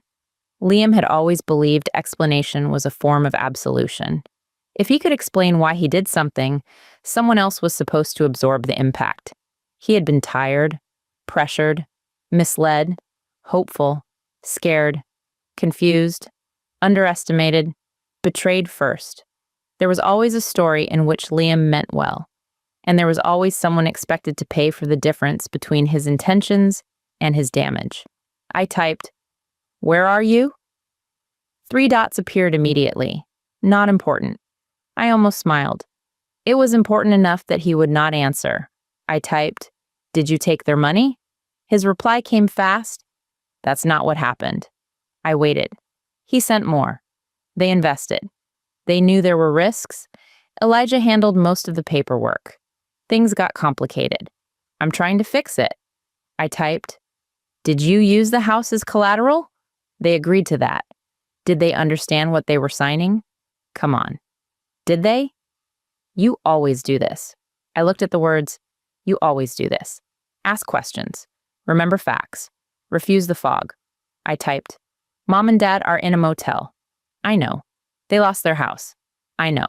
You need to come back. No. The word sat on the screen. No. So simple when he said it. So monstrous when I did. Another text appeared. "I can't come back right now. There are people looking for me." I read that sentence several times. People. What people? Liam did not answer for almost a minute. Then, people Elijah owed. A chill moved through me. Whether it was true or not, I could not know. Liam had a way of placing danger just outside the frame, close enough to justify himself, too vague to verify. Where is Elijah? No idea. Are you safe? I regretted typing it as soon as I sent it. The question came from somewhere old, somewhere trained. Liam took advantage immediately. Not really. I closed my eyes. There it was. The hook in the water. If I asked more, he would become the emergency. If he became the emergency, my parents would become his victims. If my parents were his victims, I would become the responsible one again, triangulated into the old shape before I noticed I had bent. I opened my eyes. I typed, "I'm saving these messages. If Mom and Dad pursue legal help, they may need them." His reply was instant. "Are you serious?" "Yes." "You'd turn on your own brother?" I stared at that. Turn on. as if I'd been facing him before, as if loyalty meant standing between him and consequences while he emptied everyone else's pockets. I typed, "No, I'm stepping out of the way." He called. I did not answer. He called again. I blocked the number. Then I sat in the silence that followed, shaking so hard the chair creaked beneath me. For a long time, I did nothing. Then I took screenshots of the texts and emailed them to myself. Subject line, Liam messages. My hands felt strangely calm while I did it. Maybe that is what people mean when they say a decision settles in the body before the mind catches up. I was done being the place where evidence went to die. On Sunday morning, I drove to the motel again. I told myself I was going because I had printed the resource list and the screenshots. That was true. It was not the whole truth. The whole truth was that Liam's messages had changed something. Not because they surprised me, but because they clarified the shape of the next storm. My parents would not accept reality if it came from me alone. They might not accept it at all, but I wanted them to see his words. I wanted, perhaps foolishly, to place the truth in their hands and watch what they did with it. Room 214 looked worse in daylight. The walkway was littered with cigarette butts and a crushed fast food cup. Someone had left a towel over the railing, stiff from drying in the cold. The curtains in my parents' room were half open, and I could see the pale flicker of the television inside. My mother opened the door after one knock. She looked suspicious before she looked relieved. "I brought papers," I said. "Of course you did." I stepped inside. My father was sitting on the edge of the bed, tying his shoes. He looked a little better than the day before, or maybe daylight was kinder. A prescription bottle sat on the table beside a paper cup of water. "You got the medicine," I said. He nodded. "Insurance covered it." "Good." My mother stood near the door, arms crossed. I placed the folder on the table. "This has the resources I emailed. I printed them in case that's easier. I highlighted the numbers I think you should call first." My father reached for the folder. My mother did not. "I also heard from Liam," I said. The room changed. My mother's face opened with desperate hope. "You did? Is he okay?" "Not where is he? Not what did he say about the money? Is he okay?" I took the screenshots from my purse. "I don't know if he's okay. He wouldn't say where he is." She grabbed the pages. Her eyes moved quickly over the texts. My father stood and looked over her shoulder. I watched them read. I watched my mother's hope fight with the words on the paper. They agreed to that. People Elijah owed. "I can't come back? You'd turn on your own brother?" My father's face went pale. My mother lowered the pages. "He's scared," she said. I laughed once under my breath. I did not mean to. Her eyes snapped to mine. "He is scared," she said again, stronger. "Yes," I said. "He probably is." "Then why are you acting like this proves something terrible about him?" "Because, Mom, he knows you're in a motel and he said he won't come back." "He said he can't." "No. He said he can't come back right now. Then he called me a traitor for saving the messages." My father sat down slowly. "People Elijah owed," he murmured. "Do you know what that means?" I asked. He shook his head. "Did you ever meet with Elijah without Liam?" "No." "Did you ever verify anything he said?" My mother folded the papers. "Elijah fooled all of us." I looked at her. "No," I said. Her jaw tightened. "No?" "Elijah may have been part of it. He may even have led some of it. I don't know. But Liam brought him to you. Liam asked you to trust him. Liam let you sign. Liam took the money. And Liam is not here." My mother's eyes filled again. I realized then that tears did not always mean softness. Sometimes they were armor. Sometimes they were smoke. "You want me to hate my son," she said. "I want you to stop sacrificing your daughter to protect him." She looked away. My father rubbed both hands over his face. For several minutes, the television filled the room with cheerful morning noise from a cooking show no one was watching. A woman's voice described lemon zest. The absurdity of it made the whole scene feel unreal. Finally, my father said, "We should call someone." My mother turned. "Mateo? We should. He's our son. And we are sitting in a motel," he said. It was the first true sentence I had heard him say. My mother stared at him as if he had betrayed her. I felt no triumph, only a thin, exhausted sadness. My father picked up the folder and opened it. His hands trembled slightly as he looked at the highlighted numbers. "Legal aid?" he read. "Yes." "And this one?" "County Senior Services. They may help with emergency housing referrals." He nodded.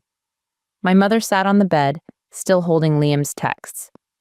"He said people are looking for him," she whispered. My father did not answer. I almost felt sorry for him then. Not for losing the house, though I did feel that too. But for the moment, a parent first sees the child they favored clearly and realizes favoritism was not love. It was a distortion. It had enlarged Liam until he could no longer see anyone else as real. And now the son they had protected from consequences had grown strong enough to become one. My father looked at me. "We can't do this alone." The old pull came again. We. It was such a small word, so dangerous. I sat in the chair by the wall. "I can sit here while you make the first calls," I said. "I can take notes. I can help you understand what they say, but I'm not taking over." My mother gave me a bitter look. My father nodded. "Okay," he said. That okay was the closest thing to respect he had given me in years. It lasted almost 20 minutes. We called the county line first. The automated system transferred us twice, then disconnected. My mother threw up her hands and said, "See? This is pointless." "It happens," I said. "Call again." She glared. My father called again. This time, we reached a woman named Ms. Alvarez, whose voice was firm and kind. She asked questions: ages, income, current location, whether they were in immediate danger, whether there had been financial exploitation, whether they had identification documents, whether they had bank statements, whether a police report had been filed. My father answered slowly. My mother kept interrupting to soften things. It wasn't exploitation, exactly. Our son made some mistakes. We don't want to get anyone in trouble. Finally, Ms. Alvarez said, "Mrs. Harper, I understand this is painful, but if someone used your assets under false pretenses, the correct term may matter for services." My mother went silent. I liked Ms. Alvarez immediately. By the end of the call, my parents had an appointment Monday afternoon at the county office and instructions to bring identification, bank information, foreclosure documents, medication lists, and any communication with Liam or Elijah. My father wrote everything down in careful block letters. It was strange watching him become a student of his own consequences.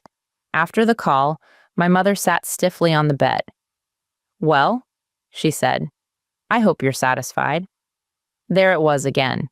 The pivot. Pain into blame. I stood. "I'm glad you have an appointment." She looked at me with red-rimmed eyes. "Do you feel powerful?" "No." "Then what do you feel?" I thought about lying. I thought about saying tired, because tired was true and safe. Instead, I said, "Free sometimes, then guilty, then sad, then free again." Her expression flickered. My father looked up from the papers. "I don't know what you want from us," my mother whispered. The answer came so quickly it frightened me. "I wanted parents," I said. The room went still. I wanted parents who noticed when I was hurting. I wanted parents who didn't make me pay for Liam's mistakes. I wanted parents who didn't call me jealous for telling the truth.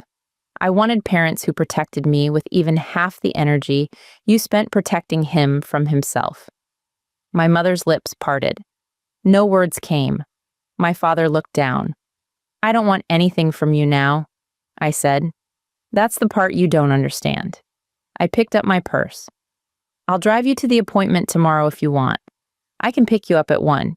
If you don't want that, tell me by 10 in the morning." My father nodded. My mother turned her face away. I left before the old grief could pull me closer. On the drive home, the sky was painfully clear, blue and bright, with a few thin clouds stretched across it like gauze. People were out walking dogs, pushing strollers, carrying groceries. At a red light, I watched a father hold his little daughter's hand as they crossed the street. She wore a purple coat and skipped every few steps, trusting completely that he would adjust his pace to hers. I looked away. Some grief does not announce itself as grief. Sometimes it arrives as envy so sharp you feel ashamed of it.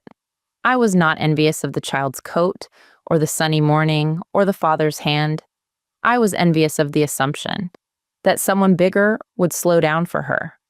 At home, I changed into soft clothes and made lunch. I tried to read. I read the same paragraph 6 times. Then I gave up and sat by the window. Around 4, Emma came over. She brought muffins from a bakery near her apartment and a bag of clementines. "Emergency fruit," she said, holding them up. That made me laugh, truly laugh, for the first time in days. We sat at my kitchen table. I told her everything: the motel, the text from Liam, my mother defending him, my father saying they should call someone, Miss Alvarez, the appointment. Emma listened without interrupting, except to ask small, clarifying questions. When I finished, she peeled a clementine slowly, placing the bits of rind in a neat pile on a napkin. "You did a lot," she said. "It doesn't feel like enough." "Enough for whom?" I leaned back. That question had teeth. "Exactly," she said, seeing my face. "Enough to keep them safe? Enough to make your mother approve? Enough to make your family stop calling? Enough to make little Olivia feel like someone finally picked her?" I looked down at my hands. My nails were short. There was a small paper cut near my thumb from the folder. I keep thinking maybe I'm punishing them. Are you? I don't know. Emma pushed the plate of muffins toward me. Punishment would be refusing to give them information because you want them to suffer. Boundaries are giving what you can without letting them consume you. What if what I can give is still more than they deserve? Then give based on who you want to be, not who they trained you to be. I looked at her. That sounds like a needle with a very tiny eye. It is. We sat quietly. Outside, afternoon light moved across the floor in a slow rectangle. I wanted her to apologize, I said. I know. She didn't. I know. She said Liam was scared. Emma's face softened. She might never be able to give you what she should have given you. I nodded. The sentence hurt less than it once would have. Not because it was less sad, because I had already begun to believe it. On Monday, I took half a day off work and drove my parents to the county office. The motel checkout had been extended one more day by Uncle Paul, though he made sure my father told me that, as if his single payment restored the natural order of family virtue. I said, that was helpful, and nothing more. My mother came down the stairs wearing lipstick. That startled me, not because there was anything wrong with it, but because it reminded me that pride survives even when everything else is packed into plastic bags. She had brushed her hair carefully and put on earrings. My father carried a folder under one arm, the one I had given them. They got into my car like guests who resented the driver. The first 10 minutes passed in silence.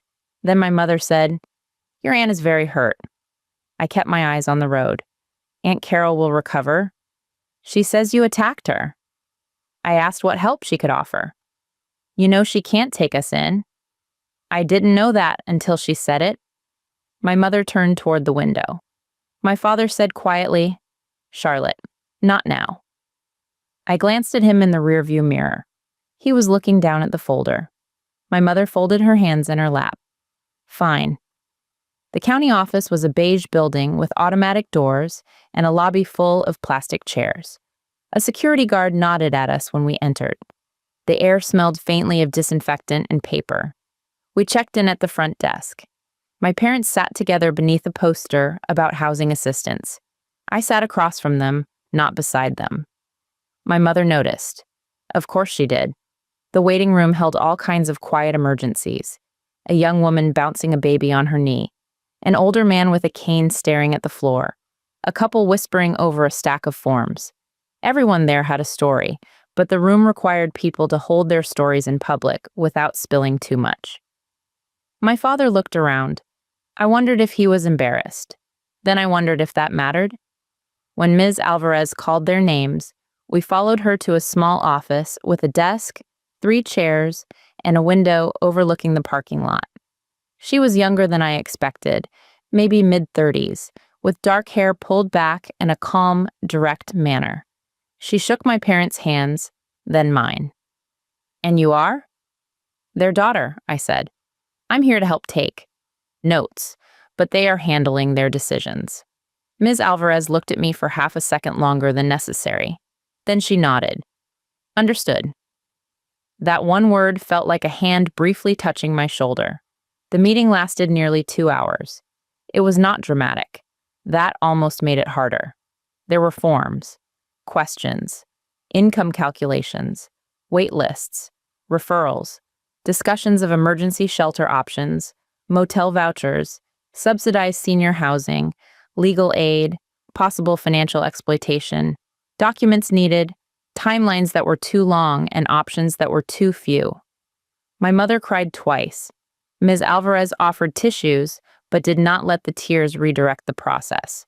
My father answered more honestly than I expected, though his voice grew rough when he explained the loan. He did not say Liam stole from us. Not exactly. He said, "Our son brought us an investment opportunity.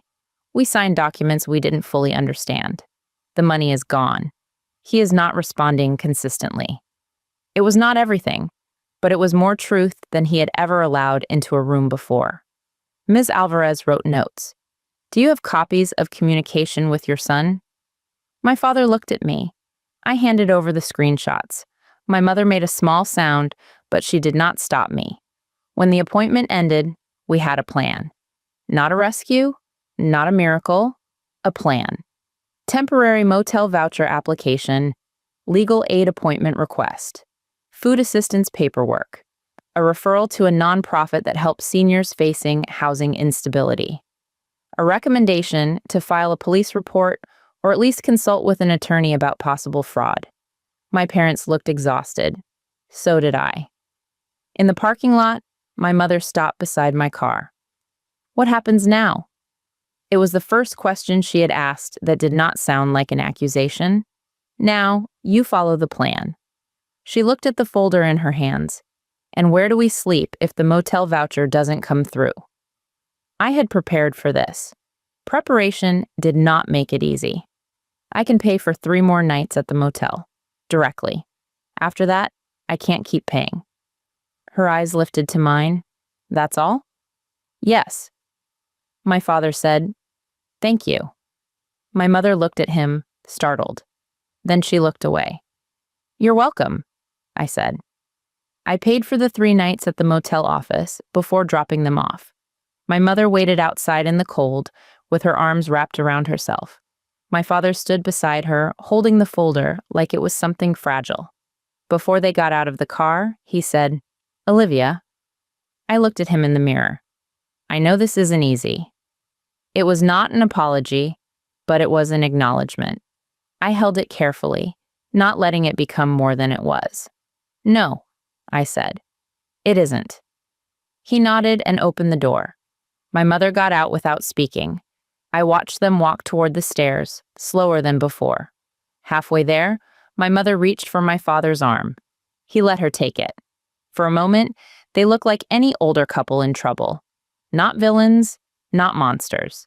Just people who had made choices and aged into the consequences. That was almost harder to bear. Because if they had been monsters, leaving would have felt cleaner. But they were human. Flawed, frightened, defensive, loving in distorted ways, selfish in ordinary ones. And I was human too. That was the part my family had never made much room for. I drove home in silence. When I reached my townhouse, I sat in the driveway until the porch light came on automatically. A small, warm circle in the dusk. My home, still mine. Inside, I took off my shoes, hung up my coat, and washed my hands. Then I stood in the middle of the living room and listened. No television from a motel room, no crying, no accusations, no Liam. Just the hum of the refrigerator, the soft click of the heat turning on, the faint sound of a neighbor closing a car door outside. Peace is not always joyful at first. Sometimes peace feels like withdrawal. Your body looks for the crisis it has been trained to expect. It searches for the next demand, the next raised voice, the next emotional bill arriving with your name on it. When it does not find one, it does not immediately relax. It waits. That evening, I waited too. At 8:30, my phone rang. Unknown number. I almost ignored it. Then a text came through. New number. Don't block me. Liam. I stared at the screen. Another message appeared. I heard you're making mom and dad talk to the county. What the hell is wrong with you? There was so much in that sentence. Making. As if my parents were children. As if official help were humiliation. As if the real problem was not what he had done, but the fact that I had taken the aftermath into daylight. I did not respond. He sent another. You think you're better than us because you have your little job and your little house. Then another. You always hated me. I sat on the couch and watched the messages arrive. Maybe I'd hated him sometimes. Children are not saints. Overlooked children are not saints. I had hated him when he ate the last piece of cake my mother had saved for him, but forgot I had not had any. I had hated him when he smirked across the science project poster. I had hated him when he wrecked my future and slept through the bank trip. But hatred was never the center. Exhaustion was. Grief was. The longing to be seen without having to bleed first. Another text. Answer me, Liv. I typed, do not contact me again unless you are providing your location and a plan to return mom and dad's money. He replied, you're insane. Then, you have no idea what Elijah did. I typed, then report him.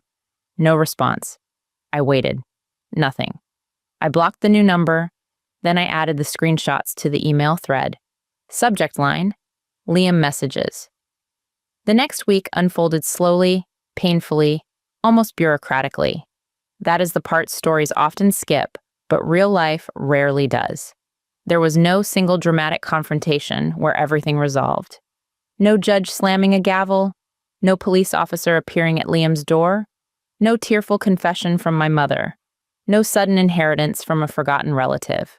There were calls, forms, hold music, missing documents, a food assistance interview, a legal aid intake that had to be rescheduled because my mother wrote down the time wrong, a motel voucher that covered fewer nights than anyone hoped, a nonprofit that could maybe help with a security deposit if my parents found an apartment within a certain rent limit, which of course they could not.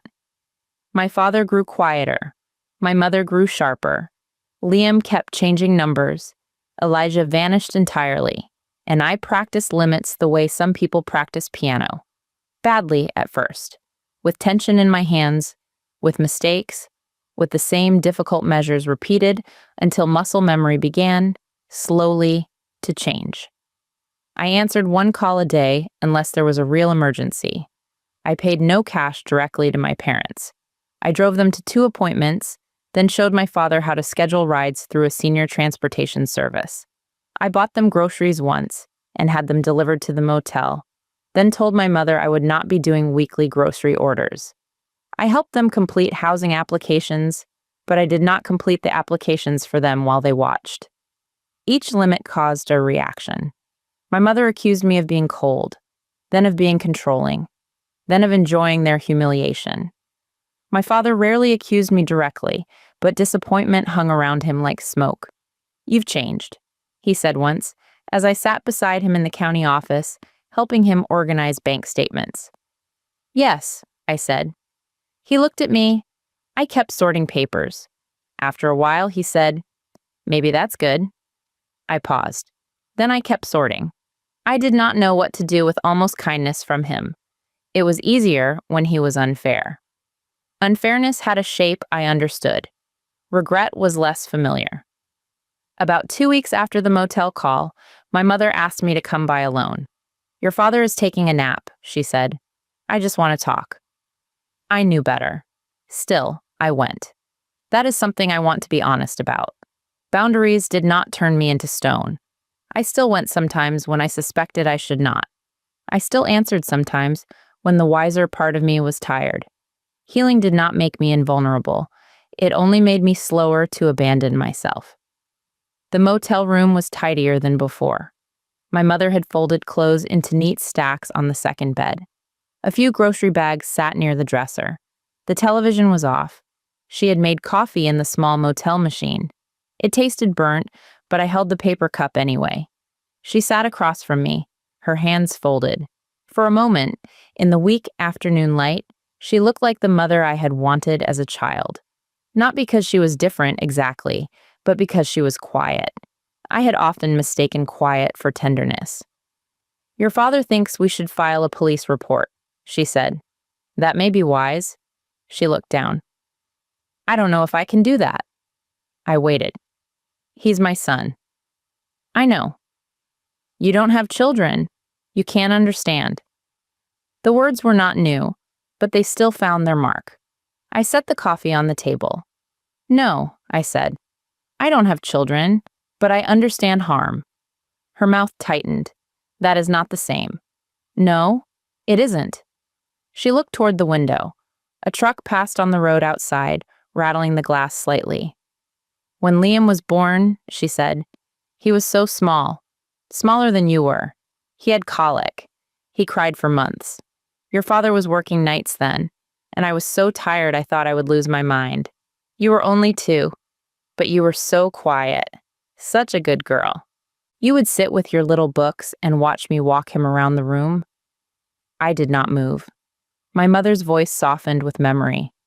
I think I got used to thinking of him as the one who needed me, and you as the one who didn't. The room seemed to narrow around us. There it was, not an apology, an explanation, a fragile, dangerous thing.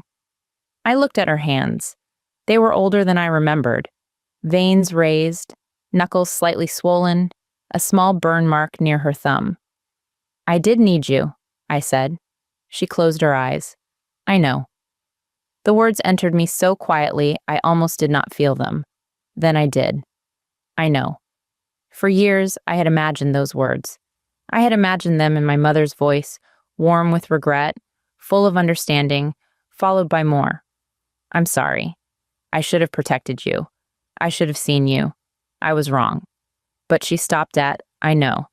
And maybe that was all she had. It hurt how little it was. It hurt more that some part of me still wanted to treasure it. She wiped her cheek quickly. I thought you would always be okay. I breathed in. That was the problem, I said. You thought being okay meant I didn't need love. Her face folded. For once, she did not argue. We sat there with that sentence between us, larger than the room. After a while, she whispered, I don't know how to fix this.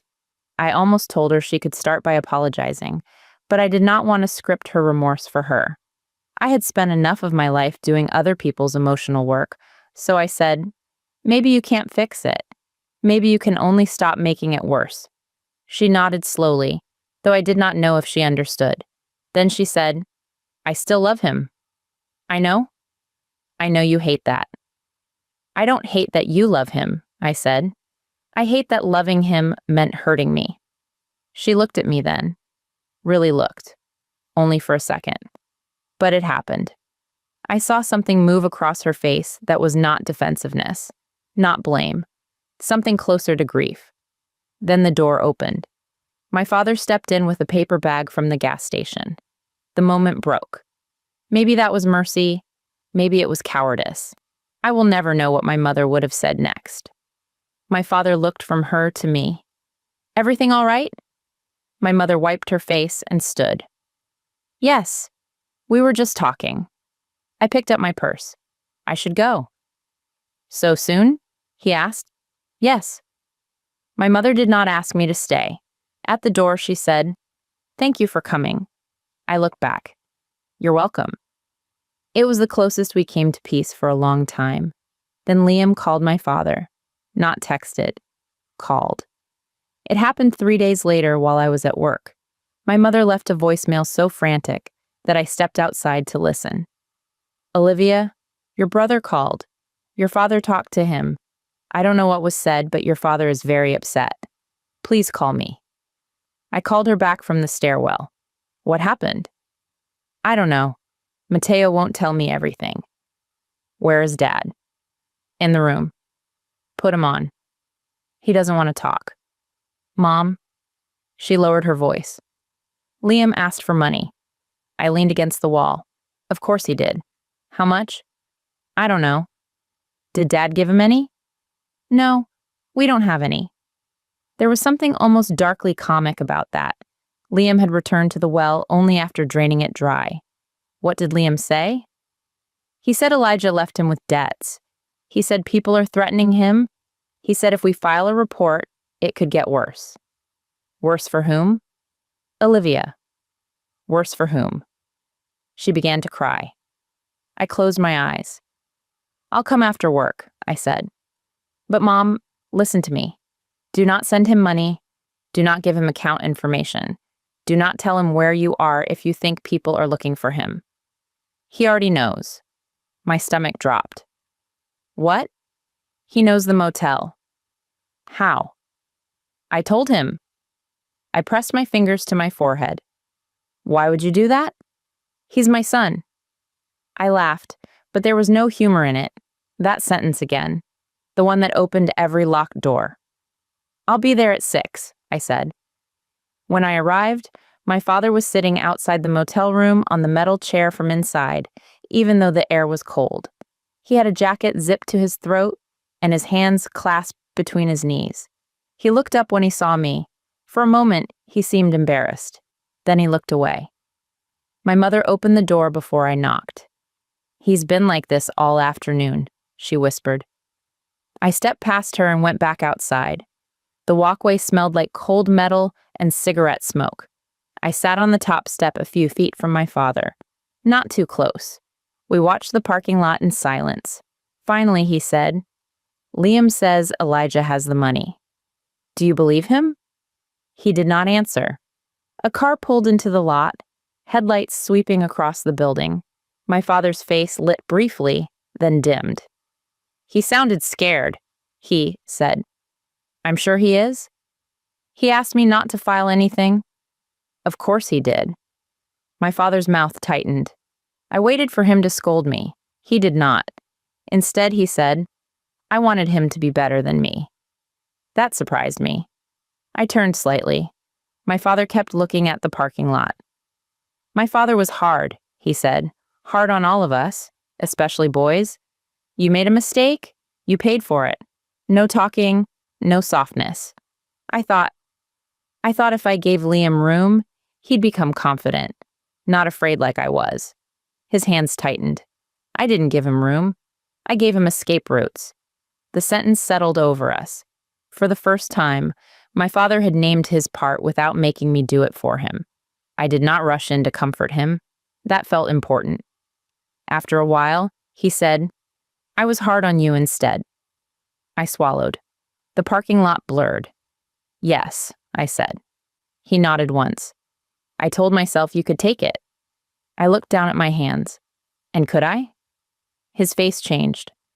No, he said quietly. I don't think you should have had to. The words were not enough.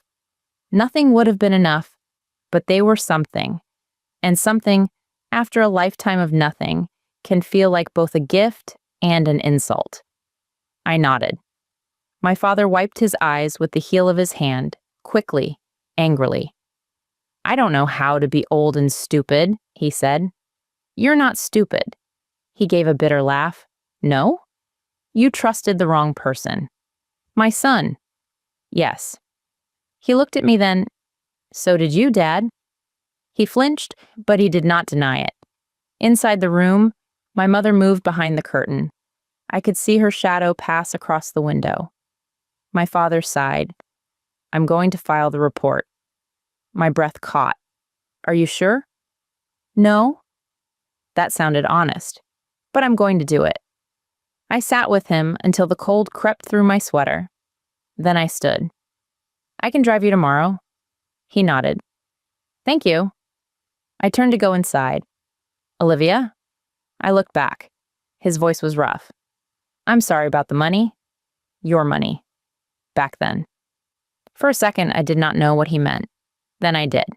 The bank, the savings, the car I never bought, the bus rides, the pepper spray in my pocket. The apology landed strangely, decades late, thin and heavy at once. I wanted to say, it's okay. The old script waited on my tongue. I did not say it.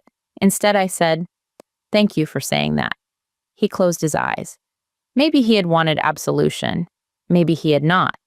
Either way, I did not hand it to him just because he finally reached for it. The next morning, my father filed the police report. My mother did not come. She said she had a headache. I believed her. I also understood that headaches can be shelters. At the station, my father told the story in a flat voice while an officer typed. I sat beside him, holding the folder. He gave dates, names, amounts. He said Liam. He said Elijah. He said we trusted them. He said we may have been misled. The officer asked if my father believed his son intended to defraud him. My father's face went gray. He looked at me. I looked back, but I did not rescue him from the question.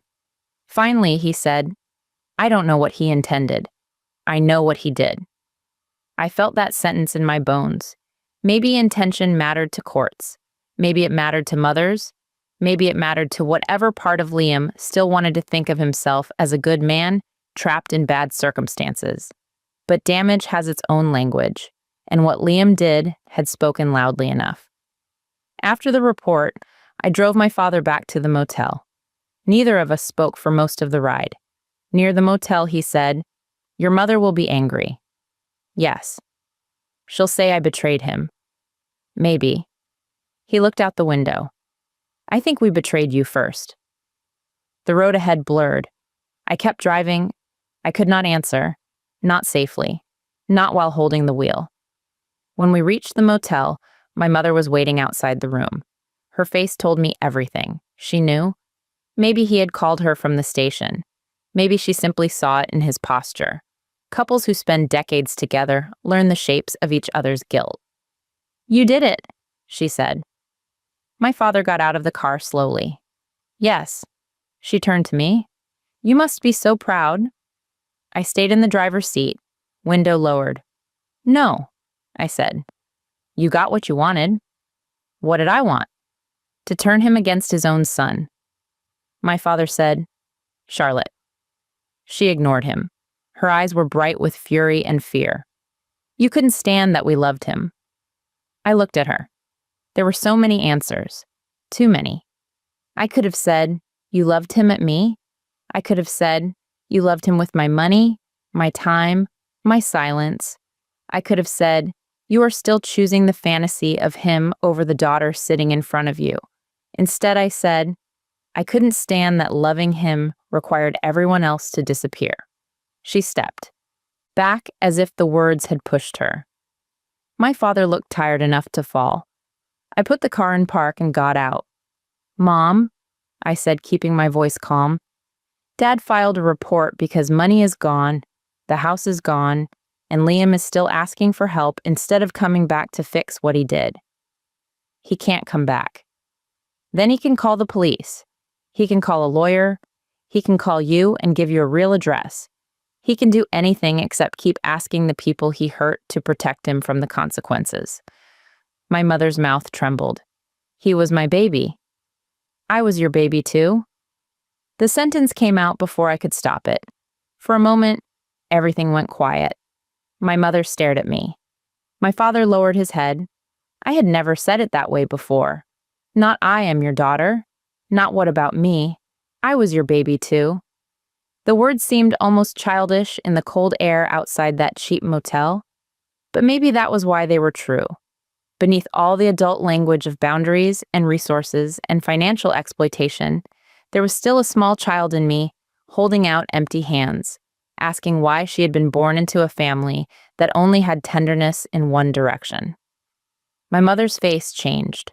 For 1 second, I thought she might come toward me. Then her phone rang. All three of us looked at it. She pulled it from her pocket. Unknown number. Her face drained. "Liam," she whispered. My mother answered before anyone could stop her. "Liam?" The name left her mouth like breath after being held too long. My father took 1 step toward her. I stayed still beside my car, the driver's door still open behind me, cold air moving through the gap and brushing against my legs. My mother pressed the phone tightly to her ear. "Where are you?" she asked. "No, don't say that. Just tell me where you are." Her eyes flicked toward me, then away. Whatever Liam said made her shoulders tighten. "Your father did what he thought he had to do," she said. My father closed his eyes. I could not hear Liam's voice clearly, only the thin, sharp rhythm of it leaking from the phone. Fast, angry, accusing. My mother turned her back to us slightly, as if privacy still mattered after everything that had already been dragged into daylight. "No," she said. "No, honey, listen to me. Nobody wants to hurt you." I stared at the back of her cream sweater, the same sweater with the pearl buttons, the same stain near the cuff. She looked so small standing there on the motel walkway, but her smallness did not make her harmless. That was something I was only beginning to understand. People could be wounded and still wound others. People could be frightened and still manipulate. People could be mothers and still choose one child as shelter while leaving the other in the rain. My father opened his eyes. "Charlotte," he said quietly. "Put it on speaker." She shook her head. "Charlotte." Her hand trembled. Into the phone, she said, "Your father wants me to put you on speaker." There was a burst of sound from Liam, loud enough that I caught one word. "No." My mother flinched. My father's face hardened with a kind of exhausted resolve. "Put it on speaker," he said again. For once, my mother obeyed him. She lowered the phone, tapped the screen, and held it between us like a fragile, dangerous thing. Liam's voice came through tinny and furious. "Don't understand what you've done. Do you have any idea what happens now?" My father stood very still. "No, Liam. Why don't you tell me?" There was a pause. I pictured my brother somewhere with bad lighting and a borrowed phone.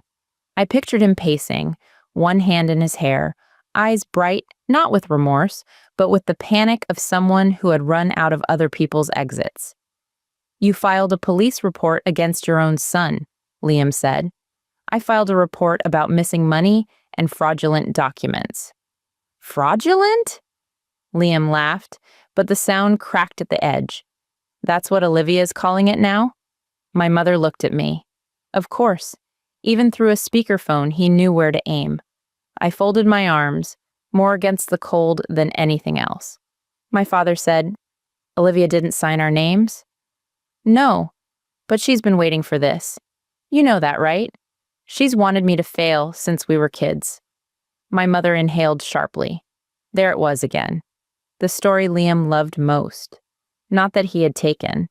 Not that he had lied. Not that he had left our parents in a motel off Route 40 while he hid behind unknown numbers, but that somewhere, beneath it all, I had secretly caused the collapse by seeing it coming. My father looked at me.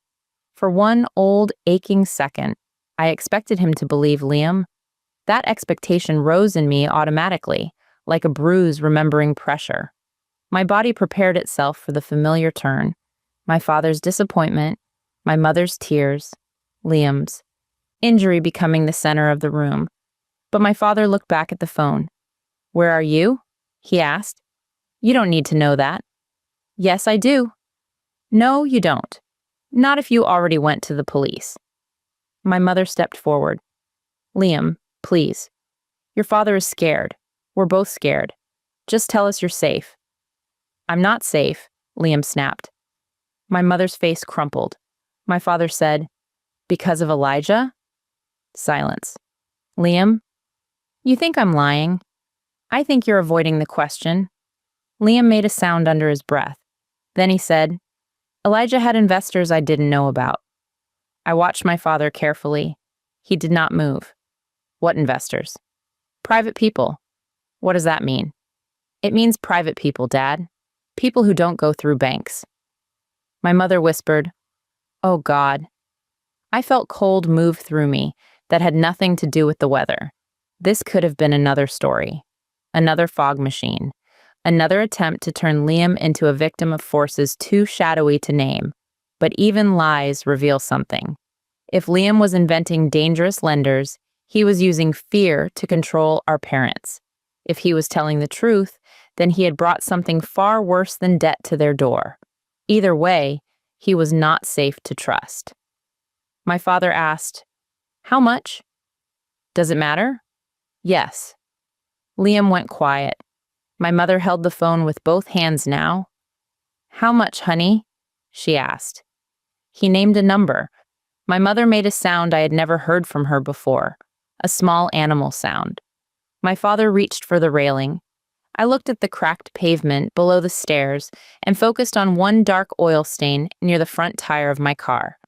The number Liam said was smaller than what my parents had lost, but still large enough to ruin someone who had anything left to ruin. My father's voice was hoarse. "Where did it go?" "I told you." "Elijah." "No," my father said. The word cut through the speaker's static. For the first time in my life, I heard my father say no to Liam and mean it. Liam stopped talking. My father took a breath. His hand shook, but his voice held. "No more Elijah until you tell me what you did." My mother looked at him as if he had become a stranger. "Dad," Liam said, softer now. That was another one of his gifts, knowing when to trade anger for hurt. "Dad, I was trying to fix things. I swear. The first deal went sideways, and then I borrowed against the next one to cover it. Elijah said he had a bridge lender. It was supposed to be 30 days. Then fees got added, and he disappeared, and I had to keep everything afloat. I was trying to protect you." I almost laughed. Protect. The word stood in the cold air wearing stolen clothes. My father closed his eyes. "You used our house. You agreed. You told us it was temporary. It was supposed to be. You told us there was no risk." I said low risk. My mother's voice broke. "Liam?" He ignored her. "Dad, listen to me. I can still fix this, but not if there's a police report. Not if people start digging. That makes everything worse, for all of us." My father opened his eyes. "All of us," he repeated. "Yes." "For your mother and me?" "Yes." "For Olivia?" A pause. Then Liam said, "Why is she even there?" My mother looked at me again. I stared back at the phone. My father's voice changed. It became quieter, which somehow made it stronger. "She's here because she paid for the room you left us in." Liam said nothing. The silence that followed was the closest thing to an apology I expected from him, and it was not one. My mother lowered her gaze. My father continued, "She's here because she took us to the county office. She's here because she helped me file paperwork. She's here because when I needed medication, she called the pharmacy. She's here because you were not." I looked away. Not because I was embarrassed, because hearing my father defend me made something inside me ache in a place I had kept locked for years. Liam's voice hardened again. "So she finally got to you?" "No," my father said. "You did." My mother covered her mouth. The phone crackled. For a moment, I thought Liam had hung up. Then he said very softly, "If you don't withdraw that report, I'm done." My mother made another small sound. My father looked older than I had ever seen him. "Done with what?" he asked. "With all of you." The words hung there. All of you. As if he had been present. As if he had been holding us together. As if the family would collapse not because of his actions, but because he threatened to remove his love like a roof. My mother whispered, "Please don't say that." Liam seized on her voice. "Mom, tell him. Tell him this is insane." She turned toward my father, pleading already forming in her face, and I saw the moment as clearly as I had ever seen anything. This was the fork in the road. Not, just for my parents. For me. If my mother begged, my father might soften. If he softened, the report might be withdrawn or neglected. If that happened, Liam would remain a storm cloud over all of us, gathering power from every fear he created. My mother would ask me to understand. My father would retreat into shame. The relatives would return with their opinions. The county forms would go unsigned. The motel room would stretch into another crisis, then another. And I would be invited again and again to stabilize a house that had burned down years before the foreclosure. My mother opened her mouth. I spoke first. Liam? My brother went silent. For a second, no one moved. I stepped closer to the phone. It's Olivia. I know who it is. His voice carried all the old contempt, the childhood smirk, the dining room nickname, Liv, the way he could make my existence sound like an inconvenience. I kept my voice even. Do you have the money? He laughed. You think I'd be calling if I had the money? Do you have a signed agreement from Elijah? You wouldn't understand. Do you have records of where the funds went? God, you're such a... Do you have anything? I said, cutting through him. Besides a demand that Mom and Dad protect you from what you did? Silence. My mother whispered, Olivia, stop. But my father did not. That mattered. Liam said, this isn't your business. It became my business when creditors called me. It became my business when Mom and Dad asked to move into my house.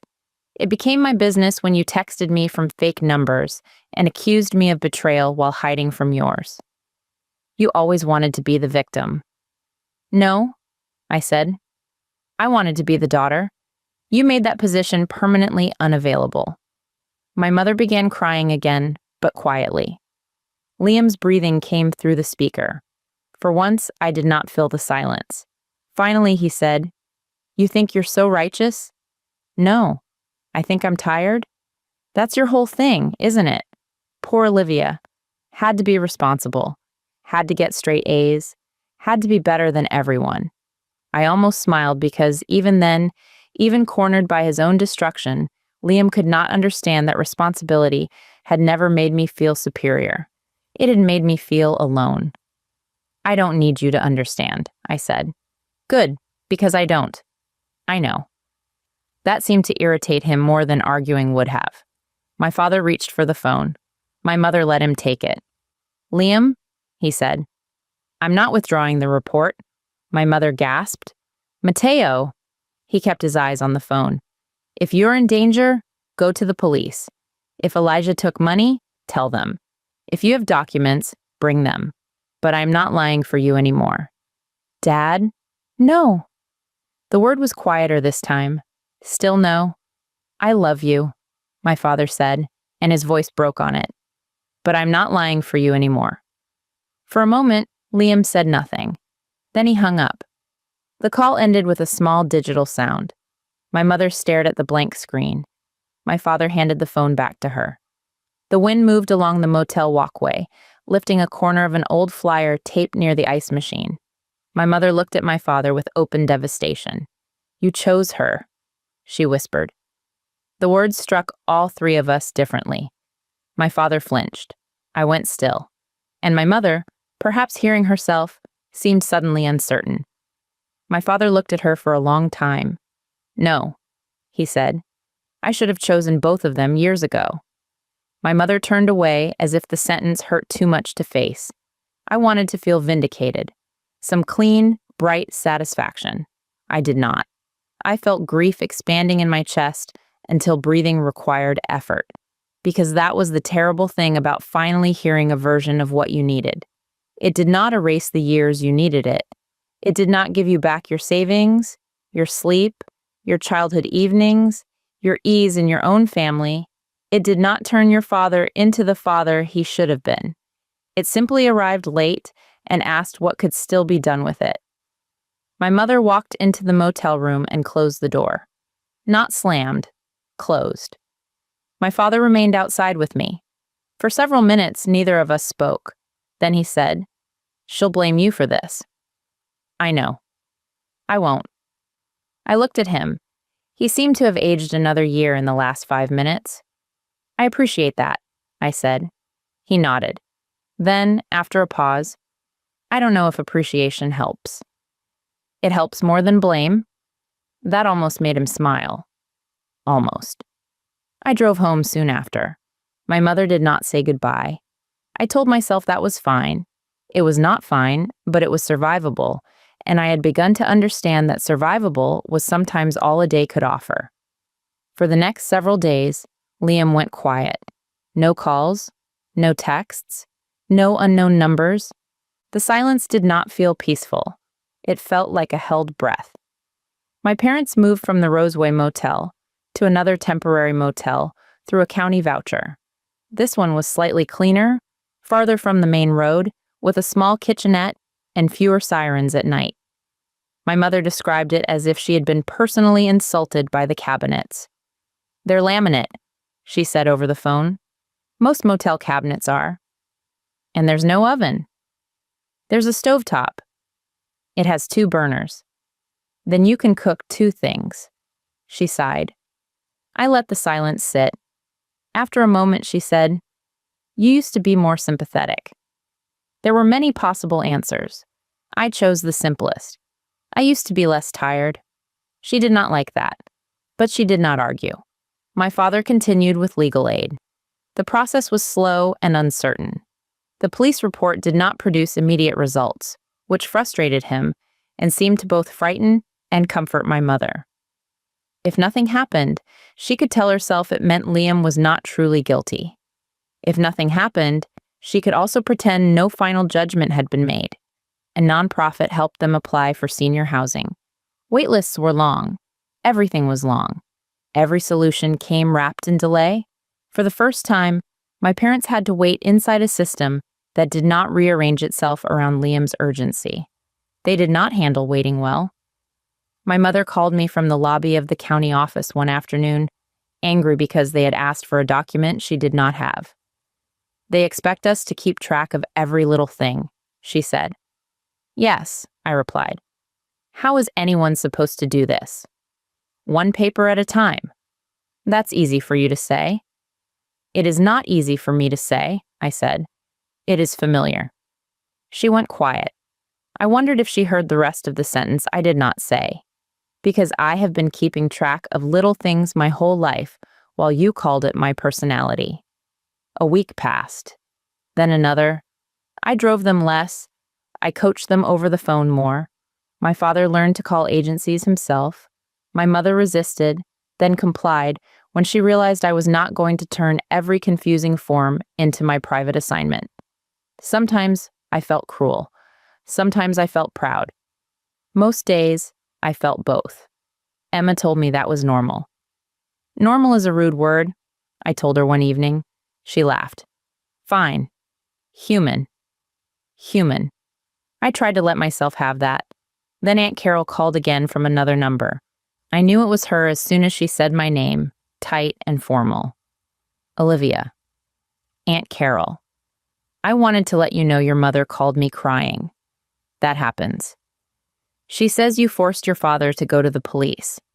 I did not. She says this is tearing the family apart." I stood in the grocery store parking lot, one hand on the car door, a bag of apples hanging from my wrist. "The family was already torn," I said. "This is just the first time people are noticing the rip." Aunt Carol exhaled sharply. "You have become very hard." I looked out across the rows of parked cars, the red carts stacked near the entrance, the automatic doors opening and closing for strangers carrying milk and cereal and flowers. "No," I said. "I have become difficult to use." She made a disgusted sound. "You always did think you were better." I closed my eyes. There it was, the family's favorite shortcut. If I had boundaries, I thought I was better. If I remembered, I was bitter. If I said no, I was cruel. If I asked others to help, I was rude. If I told the truth, I was tearing the family apart. "Aunt Carol," I said, "if you're calling to offer help, I'll gladly tell you what Mom and Dad need." Silence. "If you're calling to shame me into doing more while you do nothing, I'm hanging up." You can't speak to me that way. I can. Then I did exactly what I said I would do. I hung up. I sat in the car afterward, apples in my lap, heart racing like I had run across the parking lot. Boundaries did not feel calm in the beginning. They felt like theft, as if I had stolen my own life back and expected sirens any minute. But the sirens never came. Just my breath. In, out, again. By the end of the month, my parents were approved for a small room in a transitional senior housing program while they waited for something more permanent. It was not beautiful. It was not what they had imagined for retirement. It was a furnished efficiency in a converted building that had once been a convent, with long hallways, old radiators, and a community dining room where residents could eat dinner if they signed up before noon. My mother hated it on sight. My father looked relieved. I helped them move their things from the motel. Not all of their things. Most of their life had already been lost, sold, taken, or left behind in the foreclosure process. What remained? Fit into my car and Uncle Paul's SUV, because guilt had finally moved him from lectures into one Saturday of practical usefulness. He carried boxes while avoiding eye contact with me. I let him. My parents' new room had 2 narrow windows, a small kitchenette, a bathroom with grab bars, and a closet that smelled faintly of cedar. Someone had left a crocheted throw over the back of the love seat. The walls were pale yellow. My mother stood in the middle of the room holding a box labeled kitchen and said, "This is where we ended up." No one answered, because yes, it was. My father set down a suitcase near the bed. "It's safe." My mother looked at him. He added, "For now."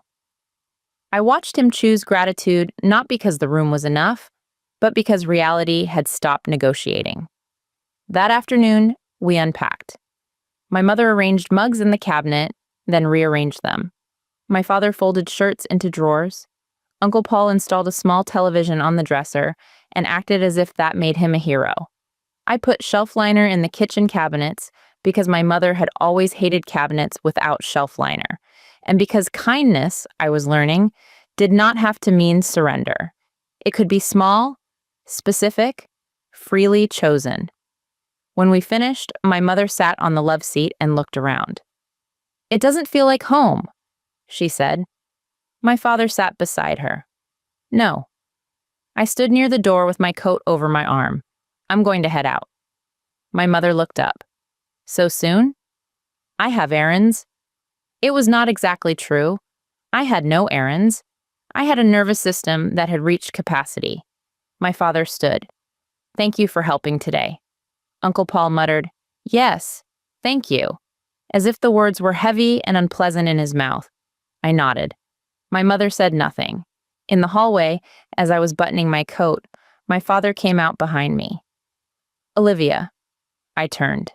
He glanced back toward the room, then lowered his voice. "Your mother is having a hard time." "I know. She may never say what you need." "I know that too." He looked at me carefully. "I'm sorry." There it was again. This time not attached to a specific thing. Not the money, not the report. Just sorry. Standing on its own, inadequate and real. I felt my throat tighten. "Thank you." He nodded. Then awkwardly, he opened his arms. I stared at him. My father was not a hugging man. Not with me. With Liam, yes. Slaps on the back, arms around shoulders after games. The rough affection of fathers and sons who believed touch belonged to them. With me, affection had usually been practical. A ride, a nod. A $20 bill slipped into a birthday card after my mother signed it. I stepped forward. The hug was stiff, then less stiff. He smelled like laundry soap and the peppermint candies he kept in his coat pocket. His arms were thinner than I remembered.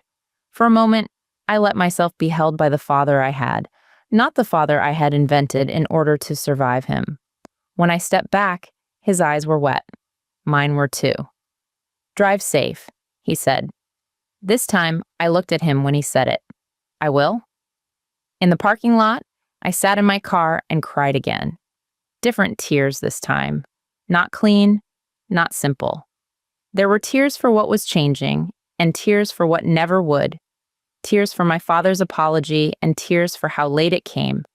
Tears for my mother sitting upstairs in a pale yellow room, still waiting for Liam to become the son she had believed in. Tears for myself, because even when old wounds begin to close, they can ache in the weather. 2 days later, Liam was arrested in Virginia. I found out from my father. He called me in the middle of the afternoon. "Do you have a minute?" he asked. I was at work, but his voice made me stand and walk toward the hallway. "What happened?" "They picked him up." I leaned against the wall. "Liam?" "Yes." "Where?" "Fairfax, I think. There was a traffic stop. Something about a warrant. The officer from here called." I closed my eyes. The hallway smelled faintly of copy paper and someone's reheated lunch. "Is he okay?" The question left me before I could stop it. My father heard it. His voice softened. "He's alive." Alive. That would have to be enough. "What happens now?" "I don't know. They said there may be charges there too. Fraud, maybe. I don't understand all of it." I pictured Liam in a holding cell, angry and frightened, already building explanations in his head like furniture in a room he planned to occupy. I wondered if he was blaming Elijah, me, our parents, the economy, bad timing, anyone but the man who had signed, borrowed, promised, vanished. My father said, "Your mother is not taking it well." "No. She wants to go to him." Of course she did. "Are you going?" He sighed. "I don't think so." That surprised me. "I don't know what good it would do," he said. "And we don't have money for a lawyer." The sentence was quiet. Matter of fact, a door closing. For Liam, perhaps for the first time, I did not know what to feel. Relief came first, and guilt followed it so quickly, they were almost the same emotion. Relief that Liam had been found. Guilt that being found meant arrest. Relief that my parents might stop looking over their shoulders. Guilt that my brother was in trouble deeper than any of us could soften. Then anger. Because even in custody, Liam was still rearranging the emotional furniture of my life. My father said, "I thought you should know. Thank you for telling me. Your mother may call." I figured. She may ask you to help. With what? A lawyer. Bail. I don't know. I closed my eyes again. There it was. The old path, appearing through the trees. This time, I did not step onto it. "I won't pay for Liam's legal expenses." "I know." "Dad." "I know," he said again. "I'm not asking." I let out a breath. "Okay." After we hung up, I stood in the hallway for another minute before returning to my desk. Dana looked up. "You need to go?" "No," I said. Then, because for once I wanted the truth to exist in ordinary daylight, I added, "My brother was arrested." Her face changed with concern. "I'm sorry." I nodded. I was sorry too. Not in the way people might think. I was sorry for the waste of him. Sorry for the boy who learned that charm could outrun truth. Sorry for the adults who mistook indulgence for love. Sorry for the sister who had spent so many years wishing he would simply become accountable, only to discover accountability could arrive wearing handcuffs. That night, my mother called. I let it ring once, twice, 3 times, then I answered. Her voice was raw. "Did your father tell you?" "Yes." "We have to help him." "No." The word came out before she had even finished inhaling. Silence. Then dangerously soft, she said, "What did you say?" I said no. "You don't even know what I'm asking." "Yes, I do." "He needs a lawyer." "Then he can ask for a public defender or find a way to pay for one." "He's your brother." "I know." "He could go to prison." "Yes." My mother began crying. This time, the sound did not hook me the way it once had. It saddened me. It moved me, but it did not command me. "You are so cold," she whispered. "No," I said. "I am done paying to keep Liam from consequences. He'll be alone." So was I. The words came out softly, not as a weapon, as fact. My mother stopped crying for half a breath. Then she said, "This is different. It always is when it's him." She made a sound like I had slapped her. I sat at my kitchen table, my free hand wrapped around a mug of tea, the same table where her motel call had rung through my life weeks before. Outside, the night was clear and cold. A neighbor's porch light glowed across the street.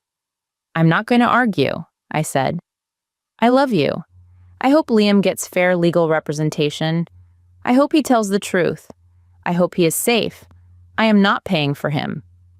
If he dies in there..." "Mom." The sharpness in my own voice startled me. She went quiet. "You do not get to hand me that," I said.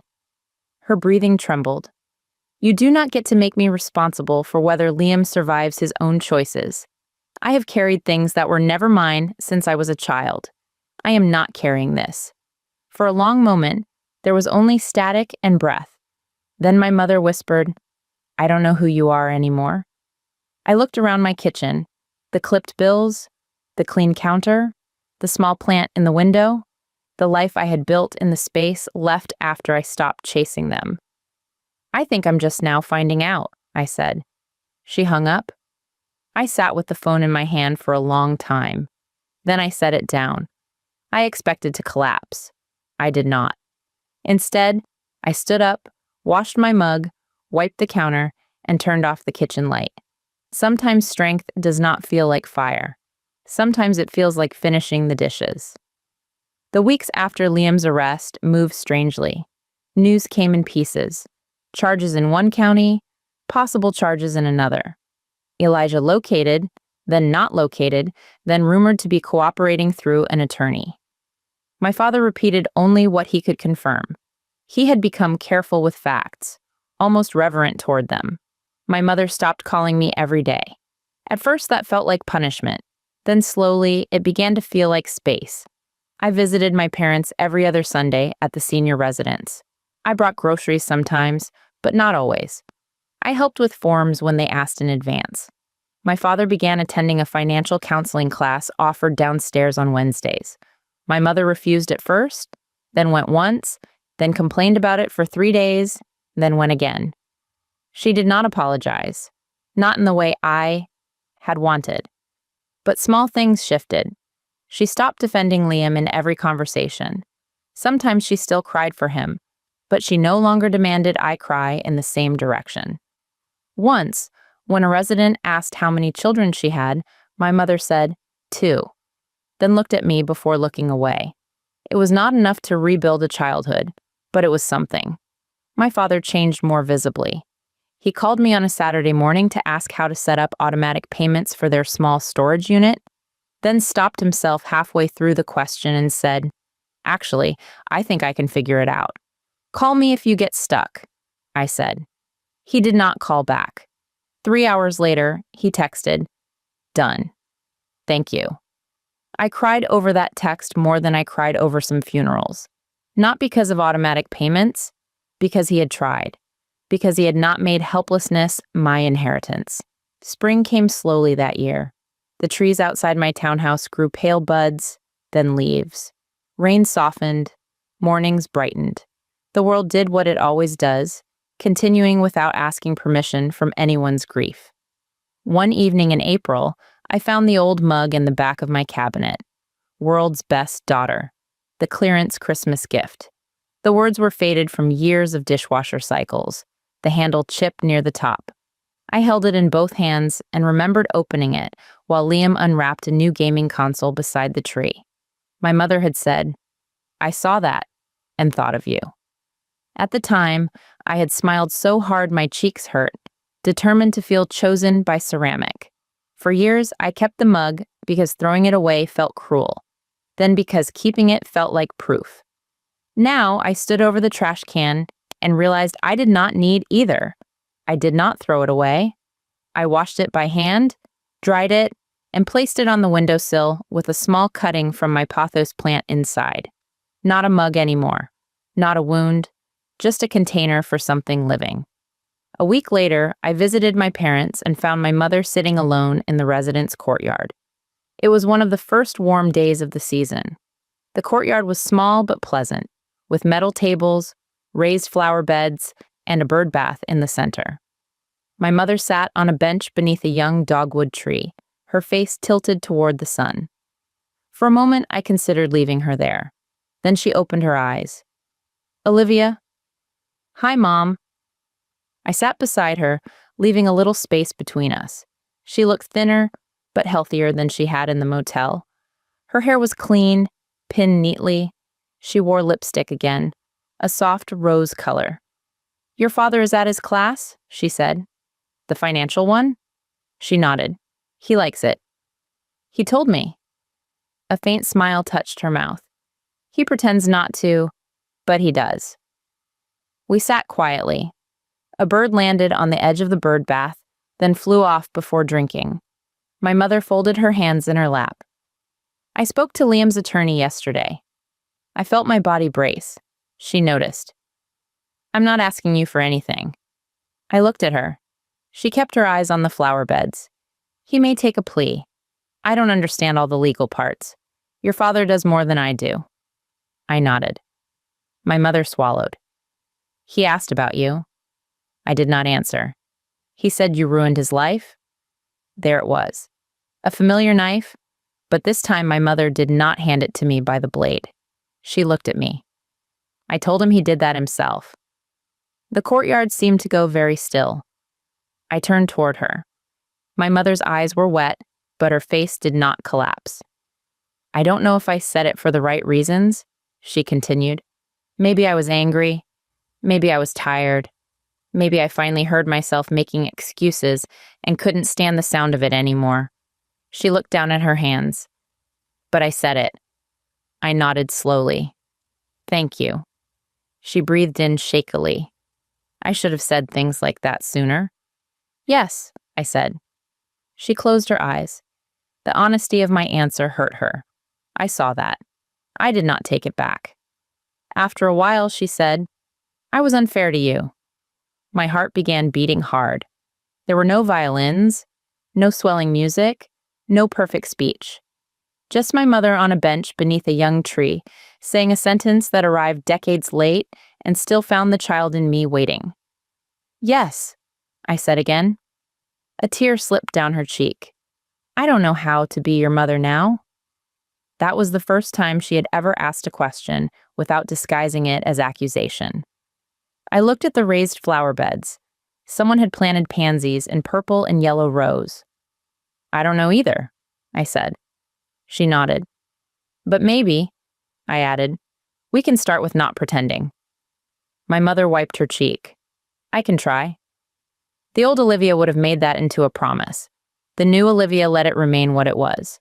A possibility, fragile, unproven, not enough to move into my house, not enough to erase Liam, not enough to rewrite the past, but enough, maybe, for one honest afternoon in the sun. That evening, I returned home before dinner. I unlocked my front door, stepped inside, and stood for a moment in the entryway. My house smelled faintly of lemon cleaner and the soup I had made the night before. My shoes lined the mat. Mail sat on the small table by the door. The pothos cutting in the old mug leaned toward the window, a small green leaf unfurling from the stem. I touched it gently. For most of my life, I had believed love meant being chosen. Chosen first. Chosen loudly. Chosen in a way that made the old hunger finally quiet. But that year taught me something less romantic and more useful. Sometimes love is not about being chosen by the people who overlooked you. Sometimes love is choosing not to overlook yourself. My parents did not become perfect. Liam did not become sorry, at least not in any way that reached me. Elijah's name appeared in documents and rumors, then faded into the legal machinery that would grind slowly for months. There would be hearings, restitution discussions, delays, and calls I did not take. There would be family members who believed I had done too much and others who believed I had not done enough. There would be days my mother slipped back into old habits, days my father grew quiet with shame, days I still woke up feeling responsible for weather that was not mine. Healing was not a door I walked through once. It was a door I had to keep choosing not to reopen for the wrong people. But that night, I made tea in my quiet kitchen. I carried it to the table. I did not wait for the phone to ring. And when it did, because of course it did, I looked at the screen. Unknown number. Maybe Liam, maybe a creditor, maybe a relative with a fresh opinion and no spare room. I watched it ring. Once, twice, 3 times. Then I turned the phone face down and let the sound become what it had always been. Just a sound. Outside, evening settled gently over the street. Lights came on in windows. A car passed. Somewhere nearby, someone laughed and a dog barked once before going quiet. I wrapped both hands around my mug and listened to my own home breathing around me. For the first time in my life, I did not feel like the daughter they forgot. I felt like the woman who remembered herself. And that was enough. If this story stayed with you, please like, subscribe, and tell me in the comments, when does family obligation end and self-respect begin? Thank you for listening, and I'll see you in the next thread.